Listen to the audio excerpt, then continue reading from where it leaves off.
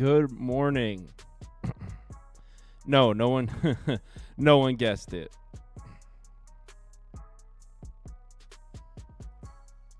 Chris is supposed to be coming, but he hasn't read my message yet. So I don't know if he's going to make it. It is Sunday morning, so if he's sleeping or something, I'm not going to bug him. I could do it by myself. Ooh, I got to switch the pie charts. 1 second.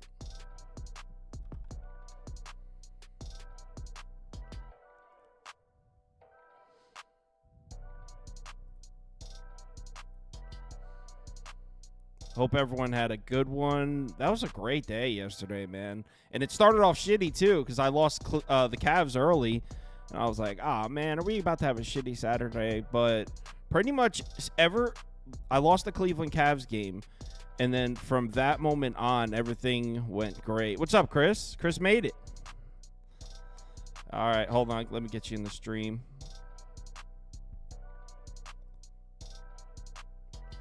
All right. That's good.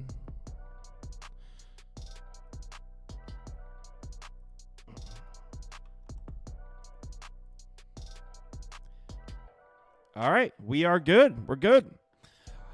All right, so we have 13 NBA games to go through. It is Sunday. NBA on Sunday is always a little bit challenging, especially these early afternoon games, which is why I actually didn't bet either of these first two. I really wanted to get to Dallas, though, but let's pull up a poll and get it started. Mavericks minus 8.5 pass. All right, the first poll is running, and Chris, my thoughts on this game were pretty simple. I think you're with me in the fact that we've been blindly fading the Rockets. The clock has struck midnight officially on the Rockets. It was adorable, that little run, but it's over. They're playing some good teams, and they're getting brought back down to earth. I think the confidence is gone. I think they believed that they were a good team for a little while. I don't think they believe that anymore. It's time to start looking at next season. They have a bright future. That being said, couldn't quite get there with the number. I couldn't get there at 7.5. So now that it's at 8.5, there's no way. And then with Luka's status listed as questionable, I couldn't do it. But the fact is, Houston went from playing elite defense against the three-point shot when they were playing those bad teams. Now they're getting lit up from three, and Dallas has been red hot shooting the three-point shot. So all signs point towards a comfortable Mavs win here, and that's the only way I'd go, so I'll put that up. But I will not be touching this one personally. So, you know what, Kyle? I had the same exact thought. It's crazy. It's almost like you in my notes. The first thing I wrote down, Kyle, was Dallas team total over, right? Because the trend that I've been paying attention to is since Houston ran into these good teams like that you're talking about, it was last Sunday, Kyle, that you started fading them, and they started being so profitable for you because we had the same matchup, right? So during the four game current losing streak, when they've been playing against real basketball teams again, they allowed 125 to Dallas last week, then 133 to the Golden State Warriors, 119 to the Miami Heat that aren't even like a great offensive team. And then the Heat scoring 119 is like 150 for another team. Right, my point exactly, right? And then Minnesota also can struggle on offense. They scored 113. All four of those games, their opponent actually went over their team total, Kyle. But the thing that I thought was a little bit more intriguing, and the bet that I did make, because I was thinking, all right, Dallas team total over or Houston team total under, because I didn't want to play the spread either. And I ended up siding with Houston team total under just because Dallas has been playing really good defense, Kyle. And I think it could potentially continue here. So I am official on Houston team total under. You got a Dallas team total. You got a Dallas team that's 15-7 to the under since the All-Star break.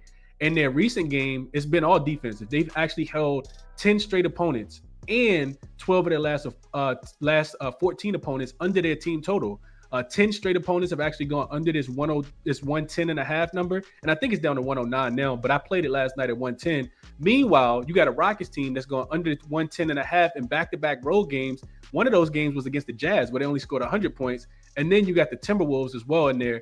Mavs also, still in contention to catch the Clippers to finish top 4 in the West and have home court advantage. I think there's only a 2-game separation there. So I think Dallas still has a lot to play for. The reason why I wanted the team total under, Cal, is because if Luka doesn't play, then we'll play. I'm not worried about the spread. So that's why I played Rockets team total under. I still like the 109.5, but I officially played it and gave it out last night at 110. Yeah, I was just going to say that is what I like about that bet is kind of takes Luka's status out of it. Because we know Dallas could still play defense without Luka. It's their offense that we worry about. So yeah, I like that bet. Now that you said that, I'd be closer to betting your pick than I am mine, to be honest. So Rockets team total under. Just doing the math of where the total's at, I think it would be at 109.5 now. Yeah, it should be 109.5. Yeah. Okay, so yeah, I like that. Rockets team total under. Our poll is heavy on Dallas, and honestly, who can blame them? If you've been watching this show, you have a few extra $100 in your pocket from fading this Rockets team. So yeah, I don't see any reason to stop that.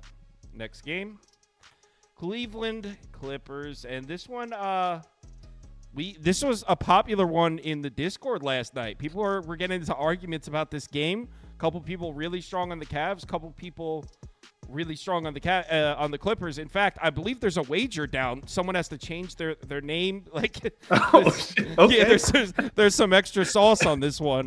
Man, okay. It's tough for me because, look, if you're asking me straight up who I want to take, it's Cleveland. I want to take the points with Cleveland. I want to take the money line. And I don't know if – Chris, what are your opinion? Let me get your opinion on something. So I think Cleveland's the play. But I personally have lost bets on betting the Cavs 3 straight times. So is that the kind of thing where, like, who cares what happened to you personally? Trust your instincts. Or is this like, hey, you're not seeing this team properly. Maybe you should pump the brakes. Because I went with the latter. I pumped the brakes because I'm losing my confidence in how I'm seeing the Cavs. Yeah, it's a tough one, Kyle. You bring up, I know you look at the games last 5, last 10. I look at the games last 2 weeks and since the All-Star break and then full season. And for the Cavs, it's been their defense, Kyle. It's crazy to think that they, like, all of a sudden can't stop teams, right? So I won't tell you what to do with this one, Kyle. I will say, I guess sharp money is coming in because this was at 4.5 last night. And the total drop, it was at 220. And it's down to 219.5. I bet the over, Kyle. I bet the over. So here's my thought process here. So both teams have been terrible defensively, bottom 5 in defensive efficiency, and they're terrible defensive teams as well. So we know what happened when you get the 3-point variance between two teams that can absolutely score the basketball. You got a Clippers team that's 28th in opponent above the break 3 accuracy and 27th in overall opponent 3-point accuracy, allowing teams to shoot 40% from the 3-point line. And don't think that the opposite defense has been any better because the Cavs defense has been absolutely terrible as well. The Clippers also stink at defending the fast break, Kyle. Cleveland should be able to take advantage in that. They're 6th in points per possession in transition via the transition bucket last 2 weeks, while the Clippers are 25th in opponent fast break frequency. So they're allowing teams to get out, and they're 20th in opponent points via the transition bucket. You also got Cleveland giving up a ton of transition points as well. They're 28th in points allowed per possession over the last 2 weeks in transition. And then there's this trend, Kyle. So shout out to you, Capper, and I think Ski as well. But I think collectively we might have came up with this, or might have been RC Ronald who gave it out first. But it's something I've been monitoring. Is that when you play the second LA team and you're unrested, it doesn't matter if you play the Clippers first or the Lakers first. But when you play the second team, if you're unrested, those games are 60, 31, and 5 to the over. I don't know if you go out and party a lot or you just unrested. And yeah, 60, 30, 31, and 5. So that's about, I don't even know what that percentage is, but it's well over 60. But I looked at it, Cal, just since the 2021 season. So after COVID, and it's 71.4%, 28-1 to the over. So with the 3-point variance here, I think both teams can get to 110. Give me the over, Kyle. I don't care who wins the game because these are two teams that I can't trust. I'm not trusting the Clippers just because they beat the Jazz. And I can't trust Cleveland right now because, like you, Kyle, I didn't bet it, but that was my top play, the top lean of the day yesterday was Cleveland. And I didn't get there with it. And I'm glad I didn't because their defense looked terrible. Yeah, I mean, that is crazy. So when teams travel out to LA and they do the doubleheader where they play the Lakers one night and the Clippers the next, they don't travel. No rest in between. 60-31 to the over. 60, 31, and 5 to the over. 28-1 in the last 4 years. 71.4%. So it's just something we just been. If you talk to Ski and Ronald, they'll tell you like we just play this one, and it makes sense. Like I said, 3-point variance, fast break. I think both teams will be able to score here. Yeah, I mean, because immediately when I hear something like that for the last couple of years, I'm always like, oh, that doesn't affect it. But I mean, if you really think about it, there's a lot of young guys in this league, and the NBA is really synonymous with like nightlife. You know what I mean? So it wouldn't be crazy to think that these guys go out when they're in LA, and that does affect them the next day. So I mean, I could see it. So I guess I'd probably tell you on that, but I'm putting up Cleveland plus the points because that's where I would go.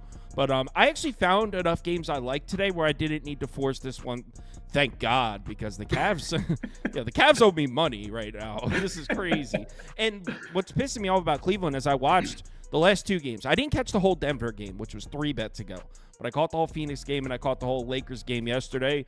And not only can they not stop anybody, which is just a concern in itself because they're supposed to be a defensive team, but also I don't know if they're just not adjusted from being healthy, but there is no chemistry on the offensive end. There are passes going to nobody.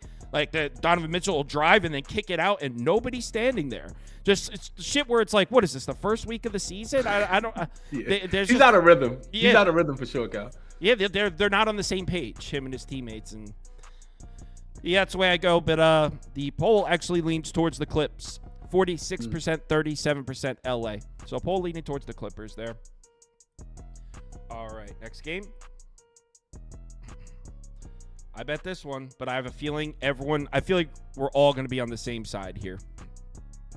Are we? I'm interested to see what side you on, Kyle, because I didn't bet this one, but this is one that I'm kind of waiting for the injury report, and then I do think I'm going to place a bet in this game as well. I'm interested to hear. Oh. You want me to go first, or you want to go first? No, Miami up, man. I'm on the Heat.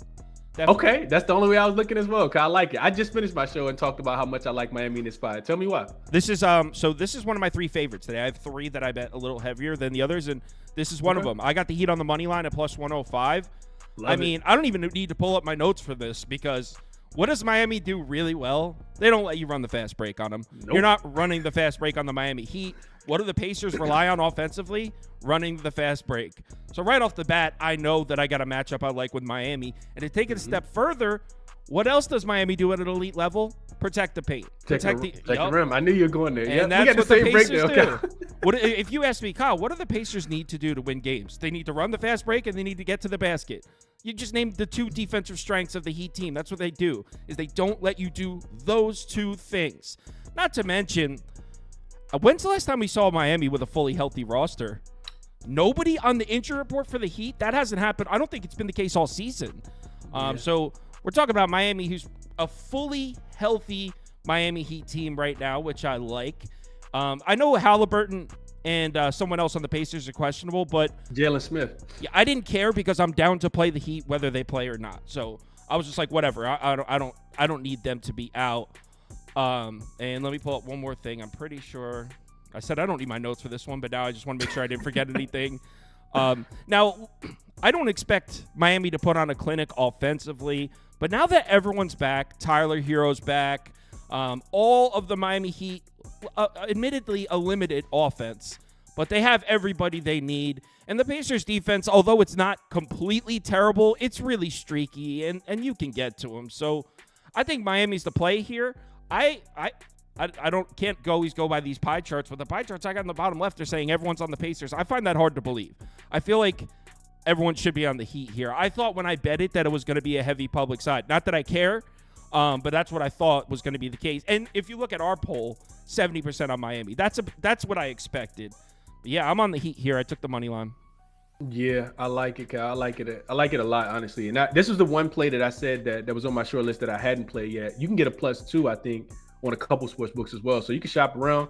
If Halliburton is ruled in, you'll get a better number. If he's ruled out, you'll have to run to the window and play it as well. But it's Miami and nothing for me in this spot as well, Kyle. It's for the 2 points that you mentioned. And that's what I have written in my notes, Kyle, is Indy loves to take shots in the paint. Miami defense has been excellent there. Indy loves to likes to run. Miami's defense has been excellent there. So we talking about the same thing. You also got Tyler Hero back. And the one thing that you didn't mention here, Kyle, is the playoff implications.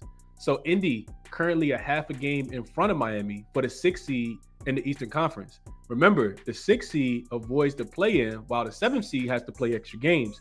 Spoelstra has come out and say that the Miami Heat do not want to be in the play-in. I don't like the spot as much for Miami here because it is a what is it, a third game in 4 nights, and a fourth game in 6 nights. But they've been excellent on the road, Kyle. 23-16. I know it's top 3. I can't remember exactly what the number is, but they've been excellent here. I personally like to take the Pacers off a loss, and they won their last game against OKC, so that makes them more favorable for me. Pacers have been excellent coming off a loss. This is a really, really good spot here. And I wanted to play the under too, Kyle. I wanted to play the 225.5. Under 228.5 last night, but I didn't get there, even though Miami is 11-1 to the under on the road with a total of 225 or higher, including 11 straight unders. The reason why I didn't get there is because you got Tyler Hero back, and he's a cone on defense, in my opinion, Kyle. Him, Duncan Robinson, those guys can't guard anybody.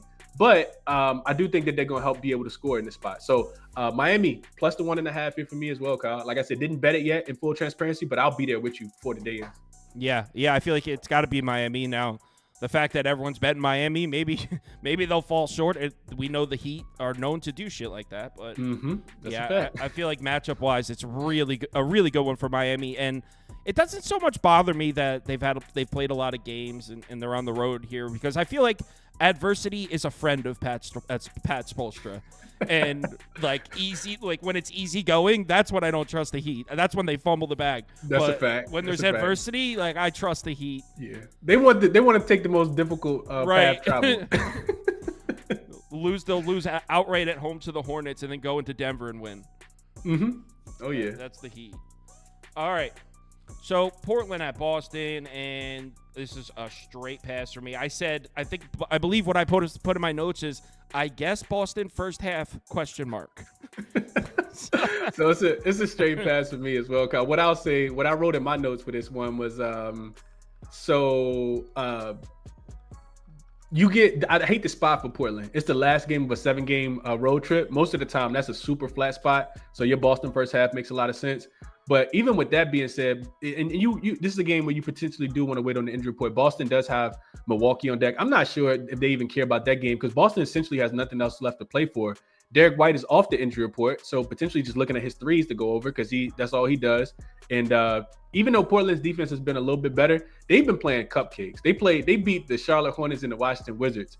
So you get Boston not really playing for much. No way I can lay 16 points in a game where they don't even need to win, especially given their injury report. There's no way I want to take the points with Portland here as well. I think they could get absolutely obliterated in this game, Cal. So if I had to play it, I think, like you said, Boston first half, they should be able to get whatever it is that they want in a Boston team total. That's what I wrote in my notes, Kyle. Over 116.5. Because even if you don't want to play defense, Kyle, even if you don't, aren't tuned, like locked into the game, you still want to go out there and get your numbers. Yeah, you want to get Boston your numbers. Boston has plenty of offensive firepower to be able to score in this game.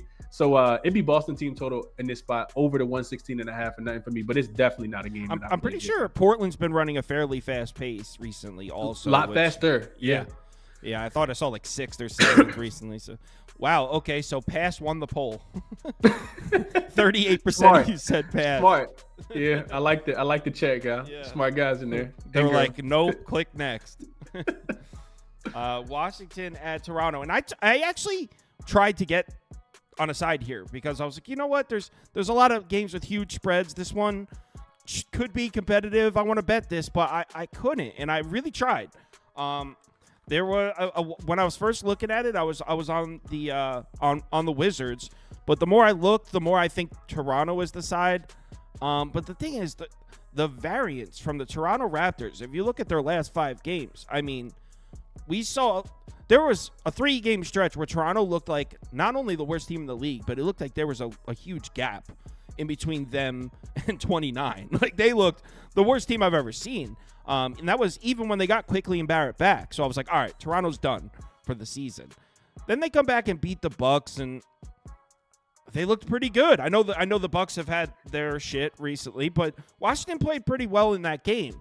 So now it's got me like, well, hold on. Like, which Toronto played really well in that game, not Washington.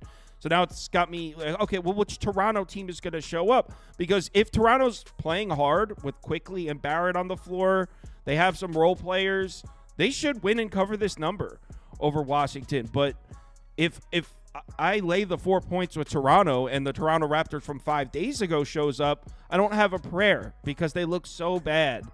So I really don't know what to do with this one. I tried to get to the Raptors, so I'm going to put Raptors up, but unfortunately I was unable to land anywhere here. Yeah, Kyle, this is probably another one that your chat's probably gonna say pass on, and that's what I did as well. And it's for like what you said, Kyle. I think if you look at Toronto with RJ Barrett and quickly, like you said, they're a totally different team. That's the team that gets out and pushes the pace and like gets out in transition. And I will say the total did go up from 226 up to 231, probably because of that. But you still got Kuzma listed as questionable, and I don't know how much that means. Rashad Holmes also listed as questionable for Washington. Gary Trent Jr., if you want Toronto, I think you do want him in, and Bruce Brown. Both of those guys are listed as questionable. The only way I'm playing Toronto is, and I'm not playing Toronto, but the only way I'm playing Toronto is if they had a fully healthy roster here. I don't know, Kyle, who wants to win this game more, though. We got to remember that Toronto, they if they continue to lose, I don't even know how many more games they got to lose, but they have a number 6 protected pick.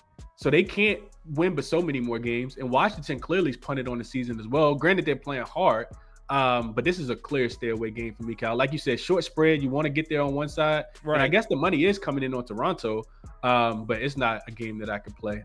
No way I could play it. Also, I wanted to get there with the total, Cal, but you got Washington. They've been a top 10 defensive team over the last 2 weeks. I know. But offense has been bottom 5, so I couldn't get there with the over either. So even though Toronto's defense has been terrible. So, yeah, it was a complete stay away for me. Like you said, it's 500 pieces of protein on the buffet, and this is not one of the ones that I wanted to bite into. Yeah, and I mean, I bet a couple of these games recently. I took Portland money line over Charlotte, and I had a lot of fun watching that game. And then I took Washington against Portland, and I lost that one. But still, I had it on the small TV. I was enjoying it. So I'm not opposed to betting these, but unfortunately, this one I couldn't do it. So pass wins again. 37% of you click pass, 32% of you picked Raptors. Here we go. Bulls Magic. What'd you do, Chris? I bet this one. You did. I bet you took the points with the Bulls, didn't you? I did. I figured you did. I didn't bet it, Cal. So I'll let you go first. Okay, but I didn't bet it. I know how you bet though, Cal. I do know how you bet. Yeah, definitely on the Bulls here. This is another one of my favorites today. I did not take the money line. I've been known to take money lines in spots like this. I just took the points. So hold on, let me put my pick up. I took Chicago plus 7.5. One sec. Damn, I got too many windows open here. I know that feeling. Yeah. When you go through a bunch of games at the end, it's a mess. So, look, I know everyone's probably going to hate this pick. I even wrote that in my notes. I said, I know everyone's going to hate this. But I don't know. I don't like what I'm seeing from the Magic recently. They don't look the same. I mean, this is a Magic team that all year at home laying points, you take them. Well, they're just 2-3 in their last 5 games at home. 1-4 against the spread. I mean, they just took a loss to the Hornets. I'm not really sweating the loss to the Hornets. It was a clear outlier. They're not that bad. But as a whole, the Magic haven't been. We just saw them struggling to beat Portland at home just a few nights ago. Look, what is the weakest part of this Bulls team? Defending the 3-point line. Orlando is not a 3-point shooting team. They haven't been all year. Orlando needs to get to the rim to score, and Chicago, their defense on the interior has been streaky this year, but recently they've been playing well down there. The Bulls don't have a good defense, but it's mostly defending the 3-point line that gives them problems. Orlando not a 3-point shooting team, and this Orlando defense was racking up elite numbers against these bad teams, but they're falling off recently. I mean, they just got this. Think about how this Orlando team, right? And what we know about them. They just got outscored in the paint at home by Portland just a few nights ago. This Magic team is not playing on the same level as they were earlier in the season, and they showed up for the Pelicans game that was in New Orleans. Other than that, money. Yeah, same. Other than that, the last 4 Magic games they look bad. They don't look good. So there's no way I can lay 7.5 points here. to a Bulls team that I think matches up pretty well with them on paper. I expect everyone to be coming in on the mat. We're polling on the Bulls? Holy shit, everyone likes the Bulls here with me? I was not expecting that. You know what? That means we got a sharp audience. Love it. I love it, guys. Yeah, but I didn't take the money line here. Just took the points. So this one, Kyle, was conflicting for me because you make strong points for Chicago, but when I like to face Chicago is when they're coming off a win as a dog, and of course they just beat your New York Knicks the other day. I think they're 0-7 against the spread coming off a win as a dog. Now on the opposite side, Orlando has really struggled. Wait, hold on. You're saying they were favored in the Knicks game though? Were they favored? I'm sorry. Wait, were they dog? No, they were. I think they were 1 point. They closed at 1 point dogs. Oh, they closed as dog. Okay, yeah, they closed. You're right. They closed. My bad. I'm sorry. So that's typically a phase spot for Chicago, in my opinion. I like catching Chicago off a loss, kind of like the Pacers. Like this is one of those teams that just like that's been the trend. Like you just back them off a loss, but not off a win. So Orlando on the opposite side, though, Kyle, they're really difficult to trust because I think it's because they're so young and inexperienced. They're difficult to trust when they've beaten a team a couple straight times. And that's what happened with Charlotte. They had beat Charlotte by 20 just like 2 weeks ago, laying like 10. And then they laying like 8, I think. And absolutely mollywop Charlotte. I think that if I wanted to counter your argument, I would say that Orlando's weakest spot on defense has been the three-point shot. Chicago doesn't shoot that well. Chicago also likes to attack the rim, the second in frequency, but doesn't shoot that. They don't shoot that well either. 28th in accuracy over the last 2 weeks, and Orlando does a really good job of protecting the rim in the paint. The Bulls, where you go back and look at the matchups, Kyle, they've only scored 100 points one time against the Orlando Magic this season, and that game actually went to overtime. I think Orlando, off that bad loss, what did they? They lost by what? Hold on, I got it. They lost by 9. As 12-point favorites on Friday night. Jamal Mosley called them out a little bit, and I think that they could be locked in defensively here. If I wanted to make a top play in the game, it'd be Chicago team total under. I think it's 102.5, where they could potentially still cover the number. But that's the way I would look. Just wanted to fade the Bulls. Like I said, 0-7 off against the spread. Last 7 after a win as a dog in their previous game. But I couldn't get there with the spread either way, Kyle. Because if Orlando won this game by margin, it wouldn't surprise me. We got to remember, Orlando is, what are they, 27-12 straight up, 25-13 against the spread at home, 17-6 against the spread as a home favorite, 7-2 straight up and against the spread as a home favorite coming off a loss. And they're 14-0 straight up, 12-2 against the spread as a home favorite facing the team that they previously beaten already this season. So all the trends kind of point to Orlando, but like you said, 7.5 is a pretty big number. Also, Kyle, you got Caruso and Kobe White listed as questionable for the Chicago Bulls, both with ankle injury. So just something to kind of take into consideration as well. Okay, so I also have this thought about the Magic, and I feel like we see 1 or 2 NBA teams go through this every year. I feel like Oklahoma City is usually a team that also fits this mold, where a young, developing team has an excellent regular season record, and then we get into April, and the veterans are like, all right, it's time to start grinding, and then you'll see a team like Orlando look the part. Like, oh, wait, no, they're not quite there yet. Kind of like with Oklahoma City last year and the year before, honestly, where like you'll see a team rack up a bunch of wins, and now we're at the point of the season where they get, I don't want to say exposed, because I don't think Orlando's a bad team, but we're seeing them start to show where they really stand in the Eastern Conference. Vulnerable, yeah. And kind of like Houston, Houston, Kyle. A little bit of that, but on a bigger scale, because they were right on a bigger scale, right. Because the way I see it, I know Orlando's been much better than Chicago right now, but I think right now Bulls Magic in a 7-game series, it's like maybe Magic and 7. I think they're closer than you would think. So I agree. I'm not on the opposite side of you guys. Yeah. I would agree. I agree. Yeah, so I'm taking the points here. Okay. Our poll agrees with me. 58% of you taking the points with the Bulls, just 30% on the Magic. Next up, we got New Orleans, Phoenix. Man, did you get there? Did you get anywhere on this one? Because I wanted to. I did not, Kyle. I want Phoenix. I want to bet Phoenix. Ooh. It looks so easy, Kyle. And every time I take Phoenix, it looks so easy. This is what happened with Phoenix with me, Kyle. This Phoenix Suns team played against the Oklahoma City Thunder. They played against the Oklahoma City Thunder, and this was not last Friday before. They never showed up. They could have just stayed in Phoenix for that game. They lost 103 to 128. And you know what I said, Cal, on my show the next day? I said I'm done with Phoenix. They're extremely inconsistent. And what do they do since then, Cal? They win every game. Yeah, they haven't lost. I've not lost. I'm just whatever reason I can't get them right.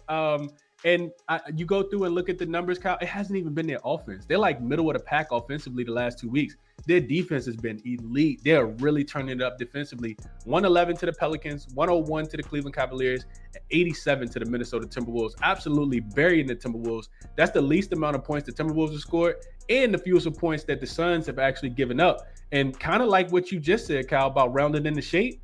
Like, it just screams Phoenix to me in this spot. Like, I can't get there because if I do bet them, like, this will be the game that they regress. Minnesota coming off Pelicans coming off, what is it, 4 straight losses? I think this team is 0-5 against the spread in their last 5. It has to be 0-4 straight up and against the spread in their last 4. They've lost 5 of their last 6.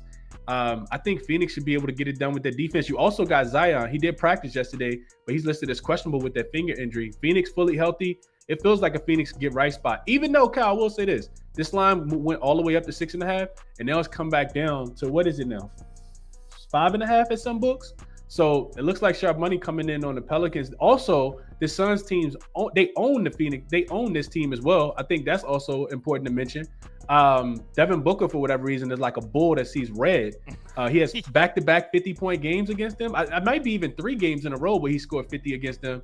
And they've actually won, 7 of the last 10 and covered 7 of the last 10 spreads. They won, all 3 meetings. They've won both meetings by double digits so far this season in blowout. So it's a difficult game for me, Kyle. 6.5 feels like a big number, especially with the playoff implications. We got to mention that as well before I shut up. You got a Pelicans team on the screen. You got it. Okay, yeah. You got a Pelicans team that's been jumped now because they've lost 4 straight games, and the Phoenix Suns, like you said, like you see in the graphic, they've won 3 straight games. So now they found themselves out of the play-in. Where if the season started today, the Pelicans will have to play against the Lakers for that play-in spot. So I think Phoenix continues to roll here, Kyle. I didn't bet it. I didn't bet it either. I want to bet the Suns. I have so many bets open, and I'm about to do an MLB show right after this where I'm going to place a lot more. So I don't think I need to force anything here. But just like Chris said, right here on the standings, what I want to point out is look at not only where the Pelicans are, but look at where the Suns are in the 6th spot. So the Pelicans are 1 game out of Phoenix. You got to think Pelicans have been struggling. This is the Super Bowl right here. If they don't win this one, I think we can officially pencil New Orleans in for the play-in tournament. But if they win this one, Phoenix and New Orleans are locked up for that 6th spot. So it's such a huge game that if the Pelicans have one more great fastball left this regular season, today's where we're going to see it, which is it's really what's holding me up. I want to take Phoenix, and I'm putting Phoenix up on the screen for me, but unfortunately, it's that aspect of this is whatever the Pelicans have left in the tank for the regular season, they're letting it out in this game to get back into the 6th spot. So I couldn't officially do it. And like Chris was talking about Devin Booker, Phoenix has been hot shooting the ball. Their shots are falling. It's only a matter of time before they have a cold shooting night. That's why I always try to be careful with teams that rely on jump shooting, because sometimes the shots just aren't falling, and it could be this one. So yeah, it's Phoenix or pass for me, but I think it's ultimately going to be a pass. I think the question here, Kyle, is do you trust Phoenix's defense? You remember the Orlando game, Kyle? I mean, not Phoenix's defense, the Pelicans' defense, because they'll have to play defense. I did 2 weeks to slow down ago. This 3-headed monitor.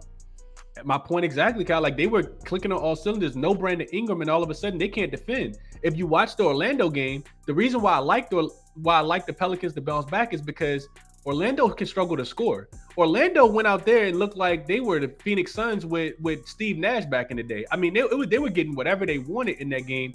And the Pelicans defense has just been so inconsistent recently. And with, like you said, with the Phoenix shooting the ball so well, and they're just moving the ball well, it's like every single shot almost feels like it's coming off a catch. Like, the assist numbers are up and they're clicking at the right time. So I don't know if I could trust the Pelicans defense in this spot, Kyle, and I would lean towards, like you said, like we both said, towards Phoenix here. Yeah, and it seems like the community feels the same way. It's 61%, 24%. So Suns are overwhelmingly the side here.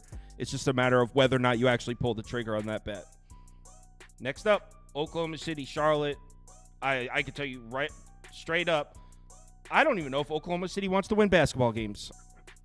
I mean, there's no I bet you we're about to spend less than 20 seconds on this one.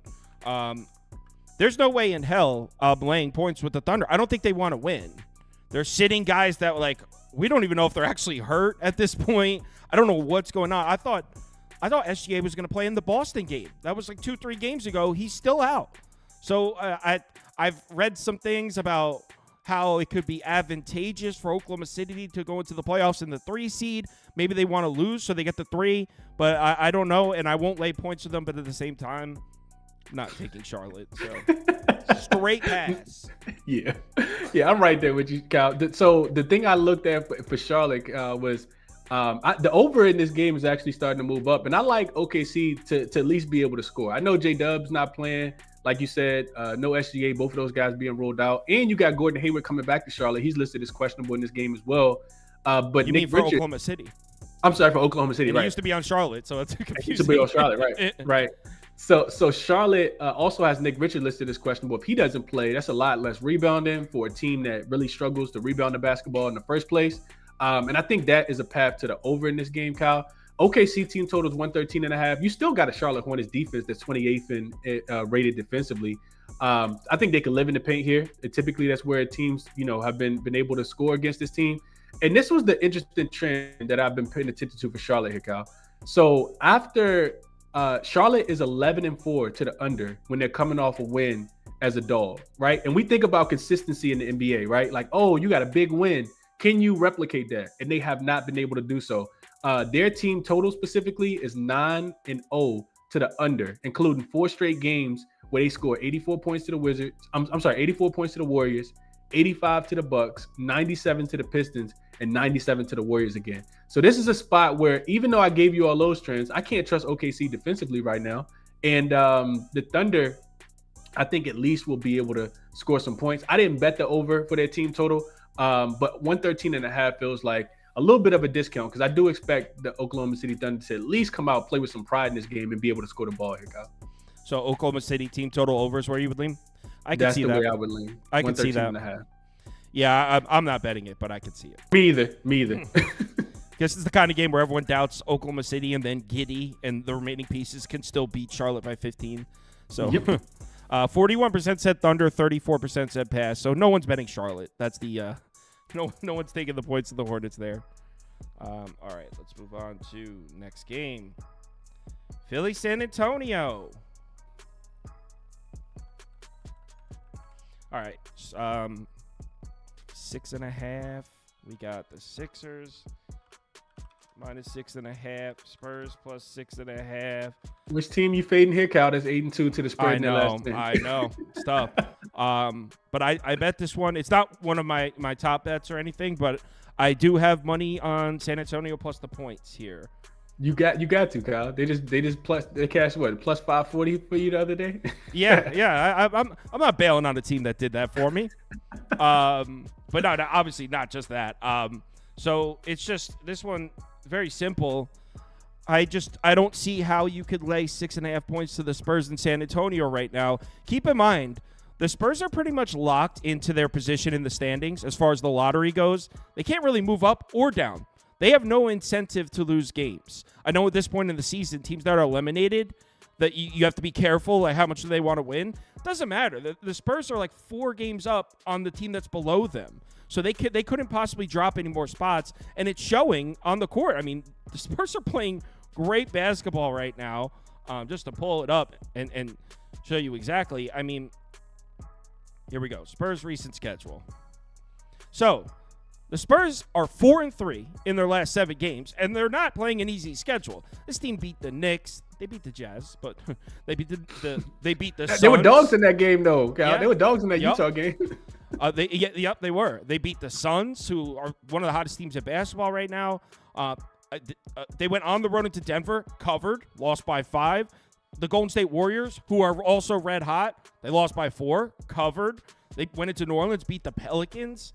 I mean, this Spurs team in their last 10 games, want to know how many times they've been beaten by more than 6 points?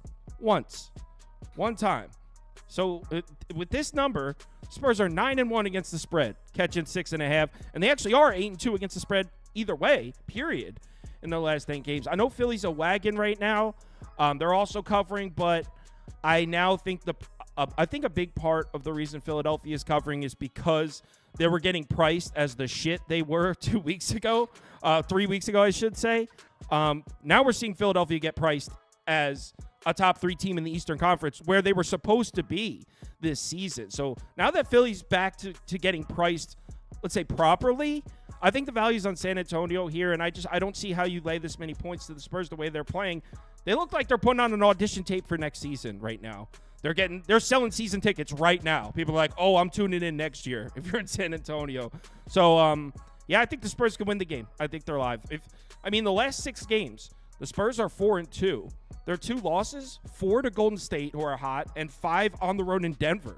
So the Spurs are either winning or they're barely losing to great teams. So I think the Spurs can win this game outright. I didn't take the money line, though. It's one of my smaller bets. I took the 6.5.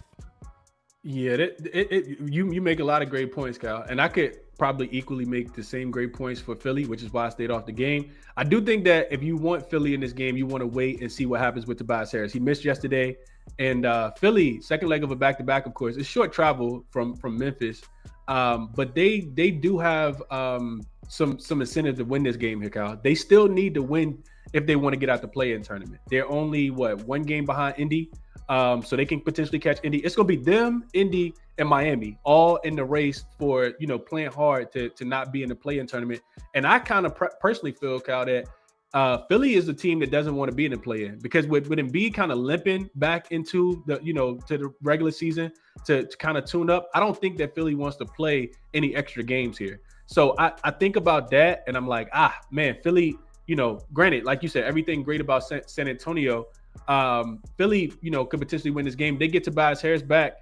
Yeah, it's a game, Kyle, where, like I said, you take the spread. I played the side. I played the under. Last night it came out at 229, and it's down now, which I thought it was a little too high last night. It's down to 227. I see on some books. I'm comfortable with it there as well. I just kind of looked through, Kyle, and like you said, San Antonio has been their defense more so than their offense. Both of these teams shooting a ton of threes, and both teams defending the three-point line well. A lot of above-the-break threes for Philly with Tyrese Maxey, Buddy Hield, Kyle Lowry, Kelly Oubre Jr. San Antonio's been really, really good against the three-point line. San Antonio has a lot of offensive pieces that have been out, and their defense continues to keep them in pace. They will be without Cedi Osman, no Jeremy Sohan, no Devin Vassell, and Keldon Johnson, I think, is going to play. But Philly, they've actually held 3 of their 3 straight opponents under 105 here, Kyle, or less. And San Antonio, they stayed under 230 in back-to-back games versus elite offensive teams against the Denver Nuggets and against the New Orleans Pelicans in their last 2 games. So I think with Philly playing, they still have something to play for. And like you said, San Antonio, they're selling tickets for next year. I do think that it's an under game, Kyle. So I gave it out last night at 229, but I'm comfortable with the 227 as well here. Yeah, I was looking at under also. I ended up just going with the Spurs. But if I was betting the total, it would be the under. So Raul in the comments said, Wemby ain't stopping Embiid. Stop it. I want to show you something. So, okay. You're saying Wemby's not stopping Embiid. The Spurs just played the Denver Nuggets in Denver. On the road in Denver, Jokic, 42 points and 16 rebounds. Final score, 110-105, Spurs cover. So, me betting the Spurs is not saying Wemby's going to stop Embiid. Embiid could score 50. And I still cover this. So it's not as simple as me betting Wemby versus Embiid. That's a fact. He also blocked Jokic's shot like 6 times. Yeah. Oh, that one was sick, too. When Jokic went up for a lefty layup, it got swatted. It was awesome. So community agrees with me, but slightly. There's a lot of people betting the Spurs for sure. A lot of people betting the Sixers for sure. 47%, 42% Philly.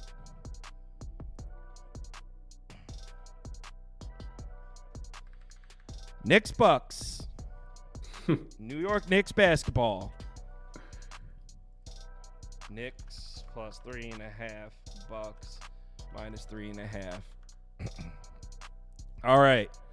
Let's let the community start placing their votes. What do you think? I bet this game. I think I bet you took your points with your Knicks. I know you didn't take. You took the Bucks to bounce back, Cal. Oh, okay. So Cal's on the Bucks. So I think first of all, you're a very brave man, Cal. Not because you think the Bucks are going to bounce back after 3 straight horrendous games, but because Giannis hasn't been ruled in yet, and I'm guessing he's going to play. He is listed as questionable. I think he's gonna. Him and Patrick Beverly both listed as questionable in this spot. I didn't bet the game, Kyle, but I'm only looking towards your Knicks. And the reason why I like the Knicks in this spot is because I know the Bucks have owned this team outside of that game on Christmas Day, where the Knicks were able to get some in-season revenge because they were eliminated from the play-in tournament by this Milwaukee Bucks team. Milwaukee is 9-1 straight up, 7-2-1 against the spread against the Knicks overall. So for whatever reason, they typically just had this team's number. But I like the Knicks. Lost as well, Kyle. If the Knicks were coming off a win, I would probably be more inclined to take the Bucks. But with the Knicks coming off a loss as well, and they're still fighting as well, Kyle. Like they are your Knicks are where 5th seed, tied. You're tied with the 4th seed. Yeah, give me the Knicks. If the Knicks could get home court advantage and they got something to play for, and Tom Thibodeau's the coach who runs his players into the ground, and OG and OB's playing. Yeah, I can't get towards the Bucks here, Kyle. I understand the spot. Like I understand they're coming off 3 straight losses. The last one probably the most embarrassing because you let the Toronto Raptors in there 16-game losing streak. But disgusting. Yeah, I can't get there with you. But not laying? Nah, not me, Kyle. I didn't bet the Knicks though, but it's Knicks or nothing. Maybe Giannis gets ruled in, and then I'll jump on the Knicks here. We're gonna be on opposite sides here, though, Kyle. Yeah, I'm on the Bucks, and take it from a Knicks fan. We never beat this team. We just do not beat this team. Milwaukee owns the Knicks. We can. I'm down to bet the Knicks against Boston, Philly. We can beat those guys. We do all the time. We cannot beat this team. I think 2-7-1 against the spread in the last 10 against the Bucks. And one of the wins was that Christmas afternoon game, which is just weird. A lot of those afternoon games, especially on holidays, just take that data out from your table because it's just an outlier for everything. The Bucks own the Knicks, and this is a Bucks team. Look, I know I feel like because it's Giannis and it's Lillard and the high expectations and Doc Rivers and all the attention, everyone's talking about the Bucks slide right now, right? Everyone's talking about it.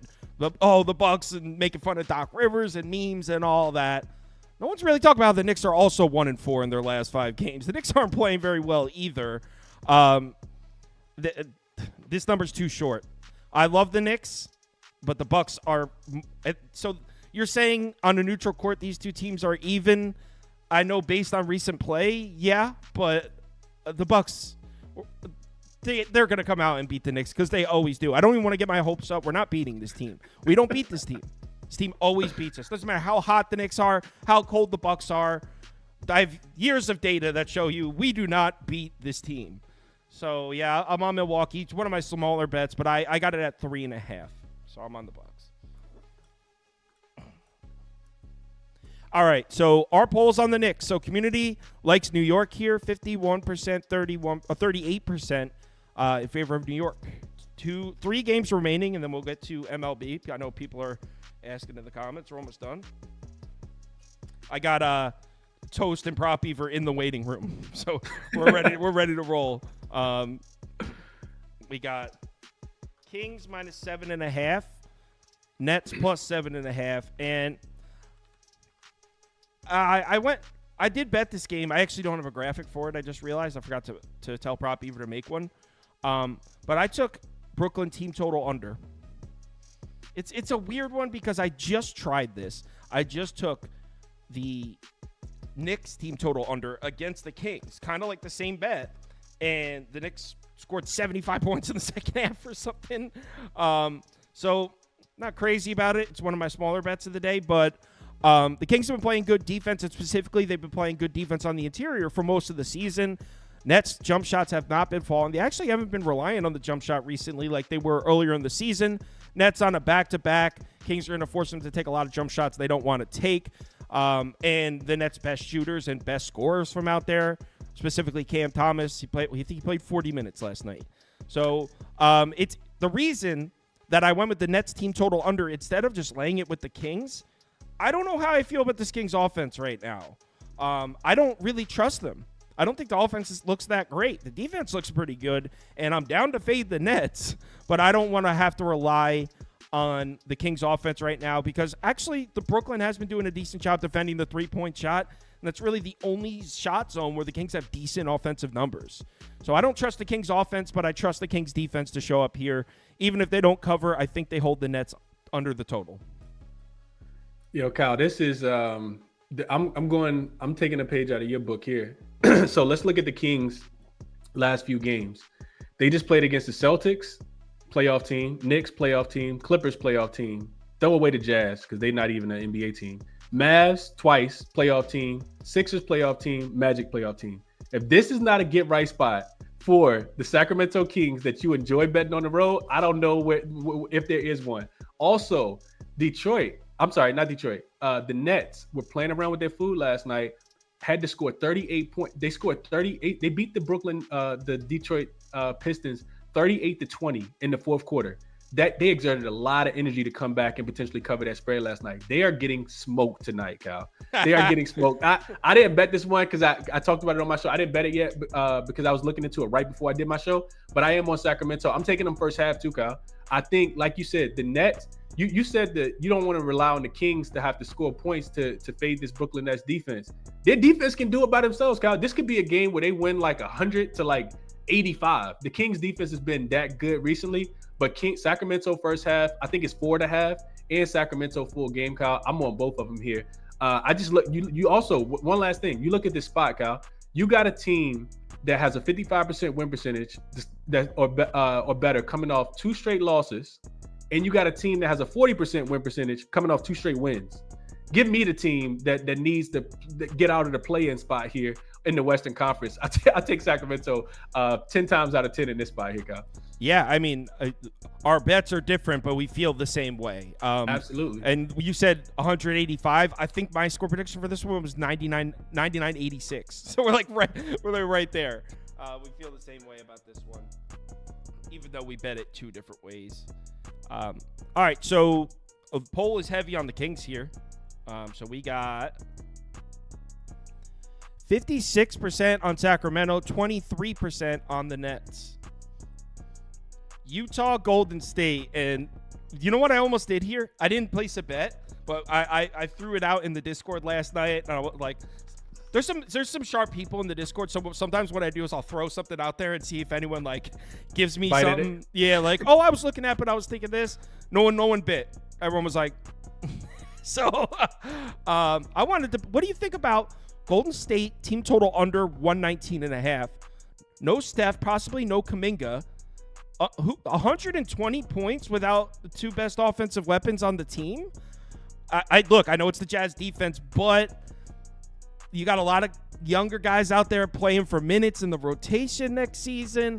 I expect the effort to be there where Golden State, they just, I don't know. I didn't bet it, so I don't want to spend too much time. I didn't bet it. Cal, my rebuttal to that would be that the Kings score 127, the Cavs score 129, and the Clippers, who've been struggling offensively, score 131 in the last 3 games. It's a bad look. It's a bad look. So Cal, why not take the Jazz team total under here? They scored 102 against the Clippers, 113 against the Cavs, and 106 against the Kings, and 100 against the Rockets. They're gonna be without Jordan Clarkson, John Collins, no Walker Kessler, and no Chris Dunn. And Chris Dunn is also listed as questionable. And Markkanen, so they may end up. Say it again, Kyle. And no Markkanen, right? Right, no Markkanen. Yeah, Markkanen is done. I think he's done for the season. Yeah, he is. So we probably could, it's a couple people from the chat, Kyle, that probably could, go out here and, get a few more buckets than they may have to with the injury report that this Utah Jazz team has right now. I think a look towards the under I know the totals dropped, but a look towards the under, specifically the Utah team total under, Cal. I don't even know what the number is. Somebody was talking. Wait, hold on. If I'm leaning Golden State team total under, and you're leaning Utah team total under. Full game under, right? Yeah, why don't we just take the under as a unit? I have a lot of bets open, but I'm going to write this one down. See, I like to keep a list of possible bets to add later. Yeah, short list. Me too. Oh, short list. Yeah. Short list. Short list.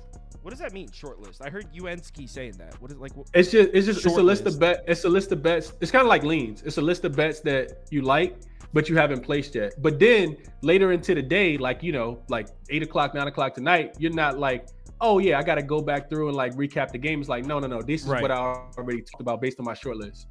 Yeah. Where does the term short list? Like, what did you guys make that up?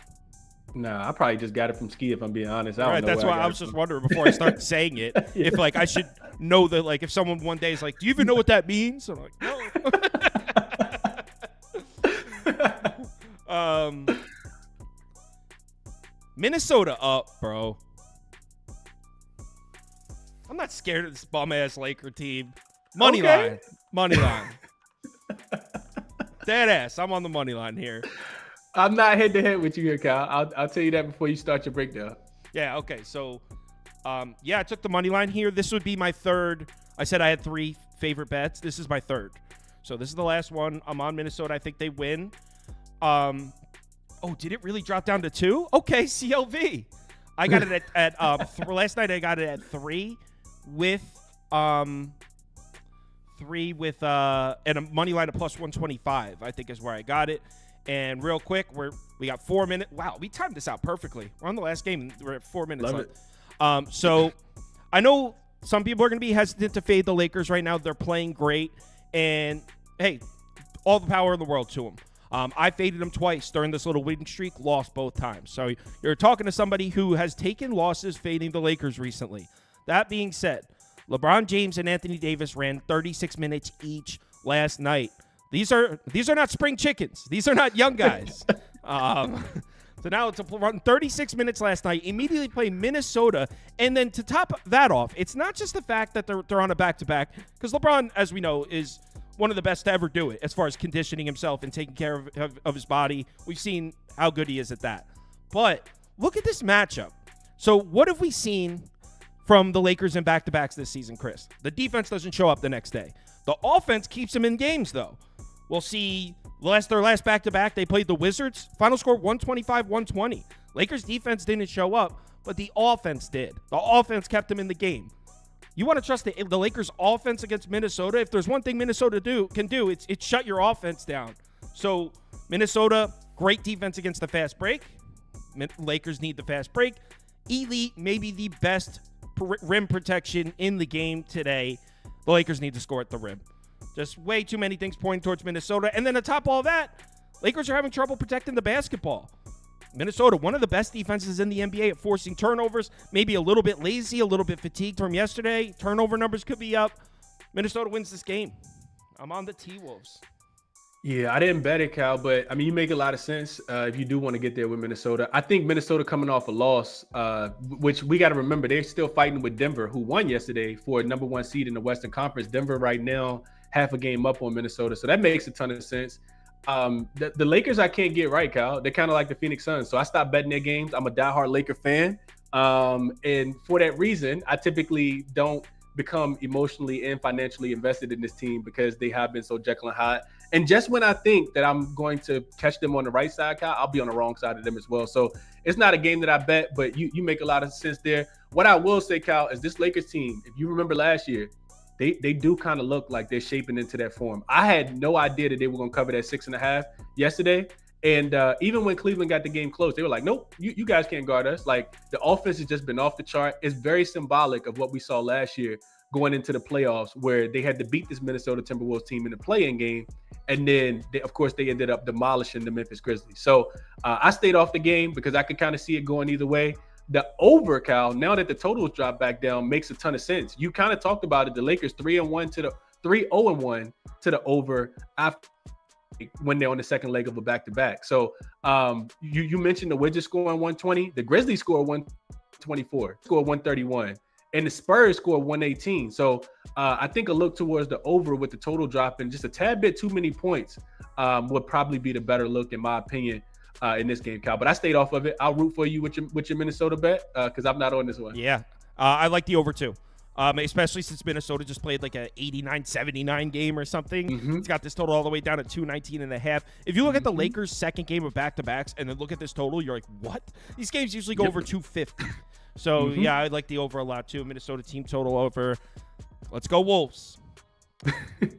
What do we think? It's 10:59. Should we do an NBA community parlay real quick? Maybe like a rapid-fire community parlay because I have to we got to get MLB. Yeah. We'll do rapid fire NBA community parlay. We can't not do it because it's hit 3 straight days. Oh, shit. Okay. Yeah, we're going for 4 days in a row. Now, we're doing multiple shows, so not every single one is hit. But we've had 3 days in a row where the community parlay is hit, and the lowest one was plus 892. Jesus Christ. Okay. Hey, that's enough to get the viewers watching. Yeah, we had a plus 1005 hit yesterday. Ooh, okay. Yeah, the community is scorching hot right now. I love it. So Mavs money line, Clippers money line, Heat money line, and I'm not putting Celtics in there, and Raptors money line. All right, first leg of the. Let's see, we got 13 games. We'll do 3 polls. All right, cool. So go ahead, cast your votes. First leg, Chris. While they're voting, you want to tell them where they can check out your stuff? Yeah, definitely, man. And shout out to you, Kyle, for reaching out, man. I love talking NBA. So whenever you need a guest, just let me know. Always down to come on and talk. I do my own show over on YouTube as well. Crispy Capping 2 P's 2 N's. Also searchable on Twitter as well. Crispy Capping 2 P's 2 N's. Same thing there. I'm doing an early morning show, Kyle. Typically around between 7:30 a.m. Eastern Standard Time and 8:30 Eastern Standard Time. And then I'm doing an evening show as well, which you were on last week with me as well. So appreciate you for coming on as well, Kyle. But yeah, Crispy Capping 2 P's 2 N's. All my plays are tracked. And yeah, we're up about 37 units on the season here, Kyle, so far. You love to hear it. So Mavs money line is the first leg of the community parlay. Yeah, and I think I got my mic figured out. So that issue I was having when I came on your show, I think that's over with. So there was a setting that you turn off like auto. I found it. I found the setting. Oh, like some auto volume reduction. Yeah, okay. So all right. So that's the first leg is Mavs. If you voted Heat money line, you'll get another chance because it got second place. So Bulls money line. Let's go Heat. I'm adding Heat, Kyle. I didn't do it yet, but I will be on the Heat with you today. Yeah, definitely on Miami. Thunder money line and Sixers Spurs. They voted for Spurs. They like my Spurs pick. So there you go. Second leg of the community parlay. Cast your vote. I hear somebody opening a can. Is that Toast there with the monster? Toast in the back. Yeah. I hear a Monster energy drink opening, which means Toast has joined the waiting room. All right, so it's going to be Suns and Bulls are second. So second leg, Suns money line. So we got Mavs, Suns. All right, and now we got, they like the Knicks. Let's go Knicks. Yes, sir. Well, actually, no, I'm on the other side. That's why I said that, Kyle. Normally I'd be with you, but no, not. I took the Bucks. I'm cool with the Knicks getting the 5. It's okay with me. Oh, what did they vote in the Lakers Timberwolves? Let me scroll up. They voted Lakers. Good. You know what? Go ahead, community. Take the Lakers. See what happens.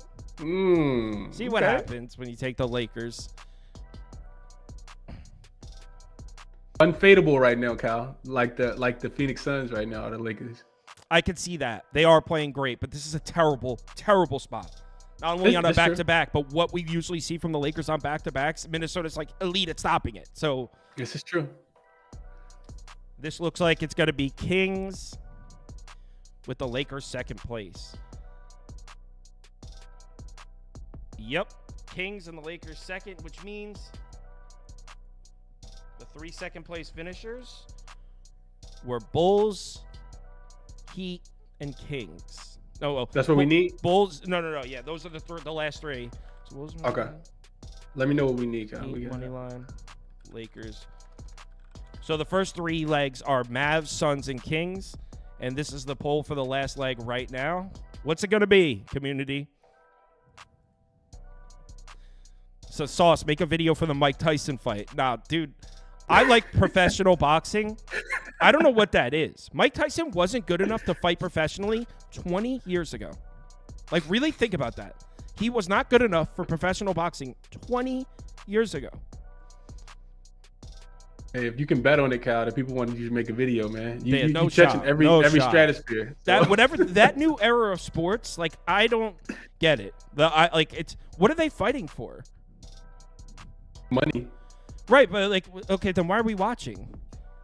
If there's no like, because it's entertaining, Kyle. It's entertaining. It's like I you know, find it's kind of professional like boxing entertaining. I feel like it's on the same level as watching bum fights on YouTube. It's just not something that really like pertains to me. Hey, those get millions of views as well. People Right. love watching stuff on TV. Hey, I get it. Hey, people like that stuff. Sweet. It just doesn't really. It's not my thing. Yeah, I'm with you. I like boxing. Me too. We want to talk about Haney Garcia. Cool. I'll make a video on that. But Heat money line is the last leg, by the way. Heat money line, Kyle. All right, we are looking at plus 396 on FanDuel right now. Yeah, super chalky. We got all minus 245s or greater, and Heat plus 106. So yeah, plus 396. Mavs, Suns, Kings, Heat plus 396. All right, thanks Chris for joining. Absolutely. We're switching. Best of luck, everybody. Appreciate you, Kyle. Yep, we are now switching to NBA. Talk to you later, Chris. All right, I'm out. I mean MLB. All right, let's get Toasted Prop Beaver on the screen. Good morning, gentlemen.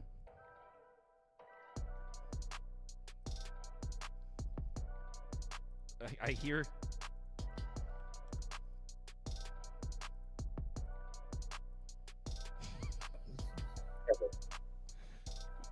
All right. So hold on. I also need to get the. Ooh, let me fix my camera. I'm not a morning guy, Beaver. Yeah, nor am I. Yeah, my wife hates it. My wife's like one of those like, good morning, how are you? I'm like, fuck you. Leave me alone. Fuck you, die. All right, so let me I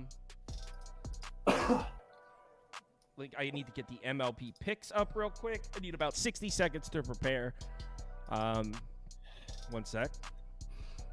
Got my first walks prop of the season, people. Get ready. Oh Very God. exciting stuff. Spare us Very the exciting stuff bullshit. ahead of us. Spare us the It's bullshit. plus money. It's plus money. Who doesn't like plus money? I do. Exactly. Plus money's Matter cool. of fact, I think I have better luck playing your plays that are plus money than anything else. I think I do too. I can tell you, I will never tail one of your walk props. All right, well, enjoy missing out today. Enjoy your L's. All right, so let's bring in the new first we need pick graphics. Prop Beaver, you had some picks too? Yeah, I sent them all to Andy. No, I meant his specific graphics. Obviously, he has picks. I meant, yeah, it looks like I was like, Jesus. No, I got him. So we got. Yeah. So what do you mean by do I have picks? Yeah, I have picks. What do I just come here with my dick in my ass? We just, Well, I didn't go that far, but Yeah. oh, My mind's Andy not working too early. The Andy filter's didn't not put him there. in order. Andy. It's all right. It's all right. He came through and did all the graphics for us. Okay. Our knight in shining armor. And let's pie charts. This should fix the pie charts now. All right. MLB. You gentlemen ready? The ditties in the comments. I don't even know who that is. All right. Let's start. First game. The Philadelphia Phillies at minus 160. Nationals at plus 135. Over 8.5, under 8.5. What a baseball day for us yesterday. All three of us had a good one, by the way. I went 3-1, and my loss was the 0.75 unit bet. My 3 wins were full unit bets. So I had a really nice MLB day yesterday. I saw you did too, Prop Beaver. I think Toast did as well, but I can't remember. I had personally a good one. I had 3 bets that I just forgot to put on the website, so whatever. One of those. Mm. All right. So, First It's game. because of the stupid NCAA basketball. I typed it all out, then I did that show, and then in my head, I was like, oh, I don't have anything else to do. Oh, in your head. It's always the killer. So Prop Beaver, Nats up. No, I'm a Christopher Sanchez guy. Not a Mackenzie Gore backer against the Phillies specifically. I mean, every time he faces his team, he gets his shit rocked. Against the current lineup, the current lineup against him actually has a 953 OPS, 329 average through 77 plate appearances. His last 3 starts against the Phillies, he's got a 10.54 ERA, 3.3 home run per 9. I know Abbott and Sale performed well against the Phillies, but Corbin got lit the hell up. The good news for Gore is that this is a day game. He's performed much better against the day. On top of that, if you look at who's hot for the Phillies right now, it's lefties, and Gore is much better against lefties. So that could be some good news for him, but overall, I don't trust the matchup history there. And then on the other side, Nats lineup don't have the worst numbers against Sanchez. They have a 294 average. The problem is they haven't been able to get anything extra base against him. He's made 3 starts against them, 1.59 ERA. The Nats bats against lefties thus far have been horrendous. They are 30th in WRC plus, 29th in ISO, and 30th in OPS. So yeah, I think that I would have to lay the first 5 with the Phillies or pass. First 5 or pass with the Phillies. Okay. Yeah. Toast. I would be the opposite. I'd be Nats first 5 or pass. I didn't bet it yet. The pie charts are kind of making me want to in a way. I was waiting to see. I wanted to see lineups today. Obviously, it being Sunday and a getaway day, that's something that everybody needs to pay attention to. So it looks like everybody, is in the lineup that you would want. For me, I again, as far as Mackenzie Gore goes, I watched him a lot in San Diego. Obviously, he does have really bad numbers against Philadelphia, but 2 of those starts were in Philadelphia in the bank. So that's 13 of those runs, and 7 2/3 of those innings are all from the bank. If you take a look at his 2 home starts against the Phillies, 11 total innings, only 3 runs, 10 strikeouts, 4 walks. So it hasn't been as bad at home. So I think I'm going to be taking my chances just through the first 5 on the Nats. So I'll be Nats first 5 money line for me. If I bet this one, which I won't, it would be right here. I'd take the Phillies, just lay the juice, but I'm not gonna. There's way too many games on the board to take a game I don't like. So Phillies are pass for me. Yeah, if you like Mackenzie Gore here, then I would lean the first 5 under. I was looking at the first 5 under, but really what stopped me is the Gore history against the Phillies because, yeah, it's really, truly putrid. And I personally feel like I've gotten lucky with because I've been on the Phillies first 5 run line the last 2 days, and I feel like I've gotten really lucky off of back-to-back days where I feel like they've had 1 good inning, and then their offense has done absolutely nothing. So, yeah, that's kind of another reason why I was leaning towards Nationals. Yo, Michael Scott, stop copy and pasting your 15 parlay. No one gives a shit. He's copying and pasting the same thing over. Stop spamming the chat, man. All right, so did you bet that, Beaver? What? No, this is not Okay. one. I have 5 bets today. This is not. Well, that's one why I know. Yeah, I Yeah. read your. I've tried to, but yeah. Arizona came through for me yesterday with my +1.5. Unbelievable. It's just... They were up for most of the game, blew the lead at the end for anyone who didn't catch it. Under 9.5. All right. Toast, you go first. What do you think of Chris Sale against the Snakes? I don't really care who Chris Sale is. I'm going to take these Snakes bats. So Stakes team total over 3.5 at -120. Snakes money line at +180. I'm going right back to the well like I did yesterday. Don't really care. The well that you fell into yesterday? It is what it is. If you've gotten lucky like 3 times with your +1.5, it'll all come back to get you sooner or later. I promise you that.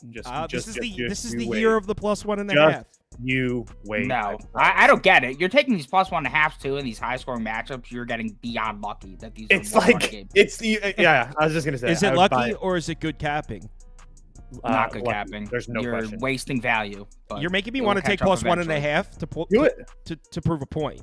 You should do it again. No, I Do only it. do it when I like the spot. I don't like Ryan Nelson. So, but yeah, out, and they're getting contributions from everywhere. So yeah, I know Beaver has a little bit more on this, so I'm going to stop right there and let Beaver talk more about it. But yeah, I'm on Arizona both ways. You agree with that, Prop Beaver? I like the Braves here. I was thinking about laying the 1.5. Nope, absolutely not. Love the Diamondbacks in this What? spot. I kind of think you're crazy. Why would you want to lay 1.5 here? Why? Just because the Ryan Arizona Nelson's lineup, on the mound? the Arizona lineup. Yeah, dude, The Arizona lineup. you're knowledgeable these days. It falls off a cliff every time we speak together. Yeah, the D-backs have been teeing off against lefties. I don't know if you've heard. The 5 starting lefties Sweet that sample have size. faced off against them. They faced 5 of them. They have a 13.24 ERA, 2.83 WHIP, and 3.1 home run per 9. Yeah, I don't care what sample size I have. They are absolutely dominating lefties right now. Sale's been worse in the day for 3 straight seasons, a 1 point higher in ERA, almost 1 home run per 9 allowed more, 1 point higher in FIP. And day home starts have been especially brutal for Sale. 5.4 ERA, 360 WOBA, 2.4 home runs per 9. This D-backs lineup ranks top 5 in every category against lefties thus far. I'm really encouraged there. What is not encouraging for the D-backs is the fact that Ryan Nelson is on the mound, and he's going to face a Braves lineup that's first in all categories against righties thus far. The 4 starting righties to face the Braves thus far have combined for a 6.64 ERA, a bit terrifying, but guess what? Wheeler had a great game against them on day 1 of the season. And on top of that, crazily enough, Ryan Nelson's done a solid job of limiting Atlanta's production. Through 2 starts against them, he's 1-1. He's got a 3.86 ERA, 1.2 WHIP. The current lineup versus Nelson owns just a 188 average. And while he's not a great pitcher, what did I say the other day when I faded him? If you're going to back Ryan Nelson, it has to be on the road. You got to fade him at home. On the road, he's got a 3.38 ERA, 2.99 WOBA, and a 1.09 WHIP compared to a 7.6 ERA, 4.16 WOBA, and 1.85 WHIP at home. He's been even more lights out in road day starts where he's got an elite 2.06 ERA, 2.53 WOBA, 0.5 home run per 9. When it comes to the bullpens, both have performed at a top 10 level thus far, and to the D-backs' detriment, they didn't use their high-leverage arms last night. It cost them the game. At least they're going to have them in this one. After losing the first 2 in heartbreaking fashion, I think there's way too much value here on Arizona to pass up at plus 180. I think you're crazy trying to back Atlanta to complete the sweep, especially as a guy who, more than anybody I know in the MLB, takes sweeps as like, oh, they're going to sweep. Can't do it. Well, what if they get swept? Yeah. So definitely going to be on D-backs here. Are you done? Are you finished? Yeah, I just saw you. So if you have any I didn't even speak yet. If you have any responses. So why do you think that Arizona? now. Why do you think Arizona didn't use their high leverage arms yesterday? Because they thought they could get the win without him. Yeah. So well, you know what that points to? Bad management, and you can't trust bad management. The guy went to the World Series last year. Yeah, They I all mean, went the day before with heavy usage. not in April he didn't. Hinkle, Thompson, all 17 plus. Braves. Look at all everyone's going quick in Arizona. Arizona's winning the poll. Arizona, Just like your Mets pick yesterday. That was dope. you got a lucky comeback win. Yeah, that was dope. That was a good Crazy, pick. bro. That was a good pick. Oh my god. Look, I did look good yesterday too. I'm plus 3 units on the season. So All right. Okay. Braves dope. up. Braves minus 1.5. That's the correct pick. That was an adorable analysis. Watch him lose. All right, next game. Baltimore, Pittsburgh.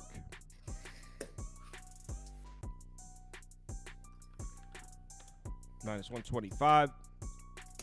Pittsburgh Pirates, one of the most profitable teams in baseball so far this season. Yes, they are. No, dead serious, they are. They Yeah. have a plus 45% ROI for the Pirates. For the Bucks. For the Bucks. That's what people call them, the Bucks. No, I know that. I know. I say it too, and I laugh every time. Prop beaver, big Marco Gonzalez guy. One of the biggest in the country. Yo. I have a fat head of him in my room actually. Gotta Look show at you Marco guys sometime. Gonzalez's last 7 starts and tell me you're not impressed. Go ahead. I don't give a shit about his last 7 starts going Just saying. back to last year. All right, I'll look. All right. Yeah. So I'll just go first because I'm not saying much here. I'm passing. I don't trust this Orioles lineup against lefties whatsoever right now. The last 3 lefties to face them have combined to allow 4 hits through 17 innings of work with 15 Ks. As much as I hate Marco Gonzalez, I'm not back in Baltimore until they show me something because yesterday against Bailey Falter, that was utterly pathetic. I didn't even know Bailey Falter could blank people, and he did that with ease. They didn't even have life, so I refuse to play Baltimore right now. I refuse to play Marco Gonzalez. I'm just going to pass here. I would lean Pittsburgh. Sauce, you need to use Baseball Reference, bro. So much easier than Fangraphs to find that stuff. I had Fangraphs open. I know. This but is pretty it's like- impressive. Look, well, not this one. He got rocked in Boston. Yeah, he got rocked in Boston, but besides that, it's been pretty damn good for him for a little bit. Are you saying to take the Bucks? He did go No. to Driveline in the offseason, I will say. All that to not take the Bucks? I just don't trust. Yeah, I just don't trust either one of the. I just don't trust. I don't trust him. I much as I'm saying that, I said that kind of being funny, but yeah, I don't trust him. I would say first 5 over anything. I don't trust Dean Kramer in any way, shape, or form. I do tend to trust this Baltimore lineup, but as Beaver has shown us over the last, has made us aware of this last week, and we've seen it twice now, this team during the day versus lefties just isn't a spot that you can really back. So it would be Bucks or pass, but I didn't bet this game. It's just really hard. I will not bet on Dean Kramer. It's just not going to happen for me right now. So you like Pirates or first 5 over, correct? Yeah. Huh. Let me put that up on the screen. I mean, yeah. Let me look at something real quick. I feel like I feel in my heart of hearts runs are coming, but I also feel like at the same time that the Boston bats are dead right now. Our Baltimore bats are dead. Yeah, they look deceased. They had the 2 first games of the season that looked excellent, and honestly looked like shit since righty, lefty, ambidextrous, whatever you throw at them, they're doing shitty again. Can't on the road against lefties. That's when you back the Orioles, right? Prop even. Yep, I backed them yesterday. How'd they do against Bailey Falter? They one lost of the in worst extras lefties in the league. Yeah, so what they do through the first 5? That's what I'm That's worried an outlier. about. They did nothing. No, O's up. Not only did they do nothing, I think I'm almost positive they had bases loaded with no outs in extra innings, or maybe 1 out, and didn't do anything. I mean, it's been pretty bad. I know Gunnar Henderson stole 2nd and 3rd, and they didn't get him home. So, and just really quickly to Beaver's point, they scored 11 and 13 runs their first 2 games of the season. Since then, Baltimore 1-6-1, 4-5-4, and the 4 came in 11 innings. So, and they scored 0 runs in the 2 extra inning games. I am really not impressed with those Baltimore bats right now. We were saying it heading in, and they look like shit right now. Yeah, I mean, they haven't looked great, but it's super early in the season to all of a sudden declare the Orioles lineup unreliable. A spot on the road against lefties, a spot they were very profitable last year.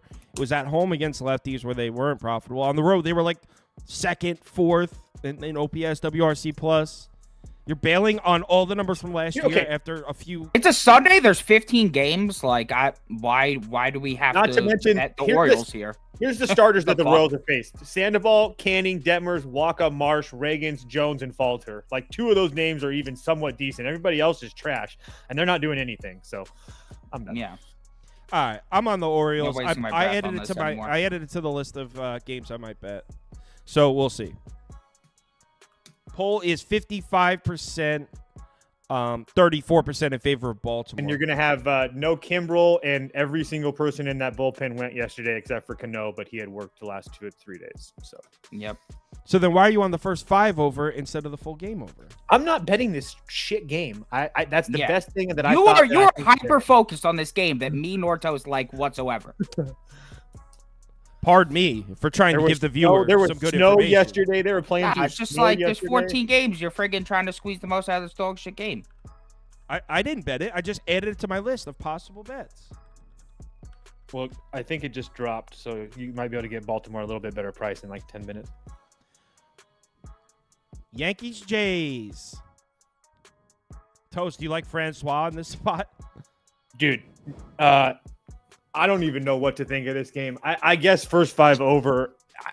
Here's, what's throwing me off, to be dead honest with you, and it's not that I put like a ton of stock into these things, but baseball, our friends over at Ballpark Pal have this, like the Blue Jays killing the Yankees in this start, and I don't understand what they're seeing with this Francis kid. Like, I don't understand. Like, I feel like I'm missing something. I was kind of hoping to see if Beaver could put me in the right way, because I don't really have anything on this game, to be dead honest with you. Nah, I mean, I saw the same thing, Toast. But I will say they were the Ballpark Pal models were also extremely high on AJ Puck to start the year, and we saw how he's been his first 2 games. So that makes me feel a little bit better. That Maybe makes you feel a little bit better. I mean, they didn't quite adjust on that one. Yeah, for this one, I would probably just lean the Yankees first 5 run line. Very little data on Luis Gil. Yeah, he Yeah, looked like I mean, he was a stud his first. He was a stud when he first yeah. entered the league. He's looked really good his first 2 starts. But what did Toronto? he's not- The Toronto Bats always score runs in Yankee Stadium. I How think many you can runs put- did they I mean, score they're- yesterday? Not Yeah, eight, I think. Okay, they did good yesterday, but the day before that, they had like 2 runs. Well, they not won gonna 3-0. Okay. Dude, can I like talk? Can I talk about my picks or like what is this?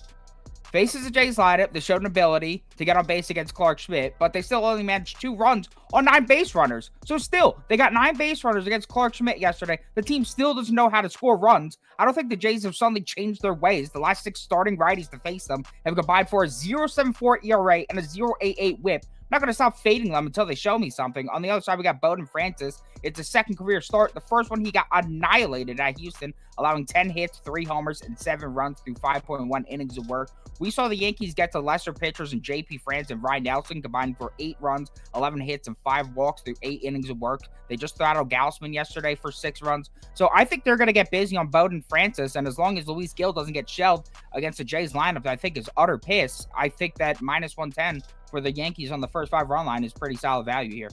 Yankees first 5 run line. Okay.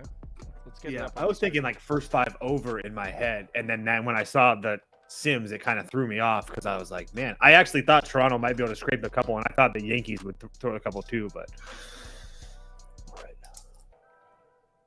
I don't know. I feel like just the over is what I would do, but I'm not. That's my lean too. I just haven't had a chance. I'm 2-0 in this series. We had Toronto in the first one. I had Yankees as a full unit bet yesterday. It's almost like, why don't I just take my winnings and move on? Yeah, I don't. Also, I like the Yankees, but they're too expensive here. Feels too coin flippy to lay minus 150. And Toaster's right. His notes from the first game of this series about Toronto and Yankee Stadium. This lineup sucks, but just seems to score runs in Yankee Stadium. They have like a rivalry. If you remember that shit with Vladimir Guerrero Jr. when he was like, I would never play for the Yankees. Dude, and he hit a home run down like 10 last night, and he's telling the crowd to be quiet. Like, just. They did almost come all the way back, though. Yeah, but at the time, they were still down 4. It was, yeah, at the time, it was a little. I was like, come on, Vlad, you're better than that. Time and place, Vlad. Exactly. Oakland, Detroit. You guys, great call on Oakland yesterday. Thank you. I give credit where credit's due. You guys both really liked Oakland? Yeah, double bet that baby. The classic double dip. The classic double dipperoo. My 8 in the day, man. Even when he pitches good, he can't win. All right. Oakland, Detroit. What Toast, what are your thoughts on this one? You going back to Oakland? Back to the well? No, I actually like Jack Flaherty. I'm kind of Said a Jack no one Flaherty. ever. Huh? Said no one ever. Yeah, I get it. But he was really good to me when he first came into the league. And now, obviously, he's definitely regressed. He definitely wasn't the same pitcher that he was, especially last year. But he did start the year well. Huge caveat: it was against the White Sox. But another caveat: it's the Oakland A's today. So it's not like it's a huge, much better lineup that he's going to be facing today. I don't think that the Tigers are going to lose this game. So personally, I'm going to try to find myself a pair as far as the money line parlay. So I'll probably take like Tigers and Rays or something of that nature. But I haven't figured it out yet. But I don't think the Tigers are going to lose. So I think the Tigers are a parlay piece if you want to use them. That's how I'm going to play it. All right, so I'll just put Tigers money line graphic. Yeah, I that's guess, fine. at minus 185. That's why it's like hard because it's like it's so overpriced. Like, all right, Prop Beaver. Do you agree that Jack Flaherty's a bet-on pitcher? I didn't say that. No, I don't agree that Flaherty's a bet on pitcher, but I also don't love the prospect for the guy on the mound for Oakland today, Joe Boyle, which is why I'm taking his over 2.5 walks at plus 115. Kyle, listen, I'm not looking to place many walk bets on here, but when you listen to this, maybe you'll actually see there's an exception here. this kid has major walk issues. In AAA in 2023, he had a 6.1 BB per 9. That's horrendous. It gets worse. In AA, he had an 8.65 BB per 9. Through 4 starts in the MLB, he has an 11% walk rate. And in his final 4 spring starts this year, he walked 15 guys in 13 innings of work. That is a 10.4 BB per 9. That was on full display when he walked 4 batters in his 2024 debut against the Red Sox. If we look at his splits, he's even worse versus lefties, where he has a 429 BOBA and a 19.4% walk rate. If we look at the Tigers versus righties thus far, their top 5 bats have drawn walks are Meadows, Verling, Green, Keith, and McKinstry. All of those guys except Verling will be in the lineup today and are lefties, which are prime walk targets for Boyle. 3 of 5 starting righties that face the Tigers thus far have allowed 3+ walks, and Detroit's coming off a 0 walk performance versus Blackburn yesterday, so I think they're due to bounce back in that department. I just think that until this kid shows any form of command, any plus money we're going to get to fade him is a good bet to me, especially with the Tigers having lefties who could draw walks, which is Boyle's main weakness. So, yeah, that's my bet for this one.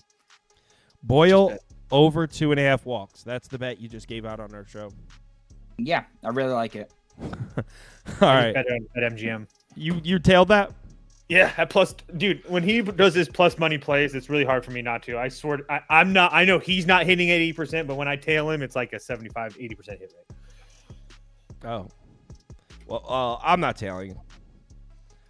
This is where I go in this one. I'm not going to bet it though. I don't want to lay -1.5 with Jack Flaherty with the home team. There's no way. But I also think Boyle is about to get rocked. I think the Tigers are going to score 7-8 runs in this one. Which means to get to cover, all I need is for Flaherty and the Tigers pen to hold Oakland to 5 or 6, which I think they will. Oakland's bats. Oh my God, why is it doing this again? I thought I fixed it. Oakland's bats, as we know, not the most reliable bunch. So I would also lean over 8.5. Go ahead. And Mason Miller went 35 pitches yesterday, so the best arm out of that Oakland bullpen is the only arm. Well, yeah. Yeah, Thank God, he looked good. Maybe Tigers team total over. If you really hate Flaherty, maybe Tigers team total. Oh my God, it's doing it again. You could do Tigers team total. I actually wouldn't hate. Let me double check. I'm pretty sure they're fresh too. Like an Oakland team total under as well. I mean, I guess if but that's trusting Flaherty too much in my opinion. That's cool. I get that, but yeah, the Tigers bullpen's completely fresh and rested.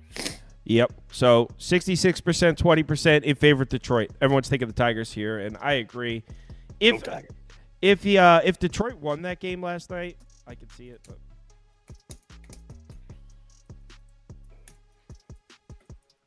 testing. There we go. I think I fixed it now. Mets Reds up next. Man. This has been a fun series, and I'm not even talking shit. Like, it's been legit fun to watch. Yesterday was. I had a lot of fun bullshit. yesterday. I'm still because you're a masochist when it comes to your own goddamn team. I couldn't remember which one you had. You're a chauvinist pig. F you. Go ahead, Beaver. Go on your anti-Mets rant and pretend it's not. Pretend you're Mets not are over past emotional. here. Mets are past here. Yeah, Mets are past. Really don't like this Reds lineup against lefties at all. I'll say it once, I'll say it twice. Maybe I'll even say it thrice. The front end of the Mets lineup is actually pretty solid against lefties, I will say, and I just don't trust Abbott yet. I'm not an Abbott guy. I'm not a believer in the talent. They did a good job of getting to DL Hall in the only game against a lefty they faced this season. They got 8 base runners on in 4 innings. They were able to drive across 2 runs. And they're middle in the pack against lefties in most categories this year compared to dead last versus righties. So that's actually a plus. The Mets bullpen actually before yesterday was top 7 in most categories. And the main reason I felt comfortable fading them yesterday was because they weren't going to have those high leverage arms. Well, guess what? They all got to rest yesterday. They're going to be available for this one. I think that provides a bit of value because I like them over the Reds' high leverage arms. On top of that, Sean Manaea, he looked good in spring.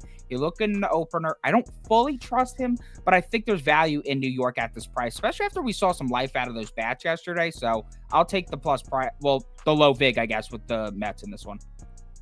Hey, that's a great pick, and I agree. Thanks, spot. Chief. Abbott sucks. Mets up. I agree. Wow. Okay. It's Mets or pass. I'm not nearly as excited as you guys about it. Yeah, I need to see if I'll tell you what, I will be all over the Mets if the rest of this season if Sean Manaea goes out here in Great America Small Park and throws 5 or 6 innings, a 2-run ball, I might become a real believer. But until then, I'm not really there. So it would be Reds or pass for me. Not the He big. pitched well. Manaea big, pitched well. I'm not a big Andrew Abbott fan either. But at the same time, yeah, I feel like Cincinnati's going to have everybody in their bullpen besides Pagan, and he's been kind of shaky the last couple of days, so maybe that's probably a good thing for him to sit down. Not to mention, Cincinnati just has a little bit of whatever you want to call it at home at Cincinnati. Whatever you want to call it. American Ballpark, yeah, whatever. So it's early. I lost my train of thought, but I'm not playing the Mets here. Je ne sais quoi is the word you're looking for. That's not what that means. I don't know what it means, honestly. Me neither. I wish I could have. 58%, 29% Reds. So community loves Cincinnati here. Community's wrong. Let's get the W here. Being really conservative today. I had a really good week. I'm not gonna piss. Yeah, and it's a Sunday. I mean, who cares? I'm right? not pissing it away. Not happening. I'm feeling hot, and I'm going in. Do it. I actually have my first spa day today.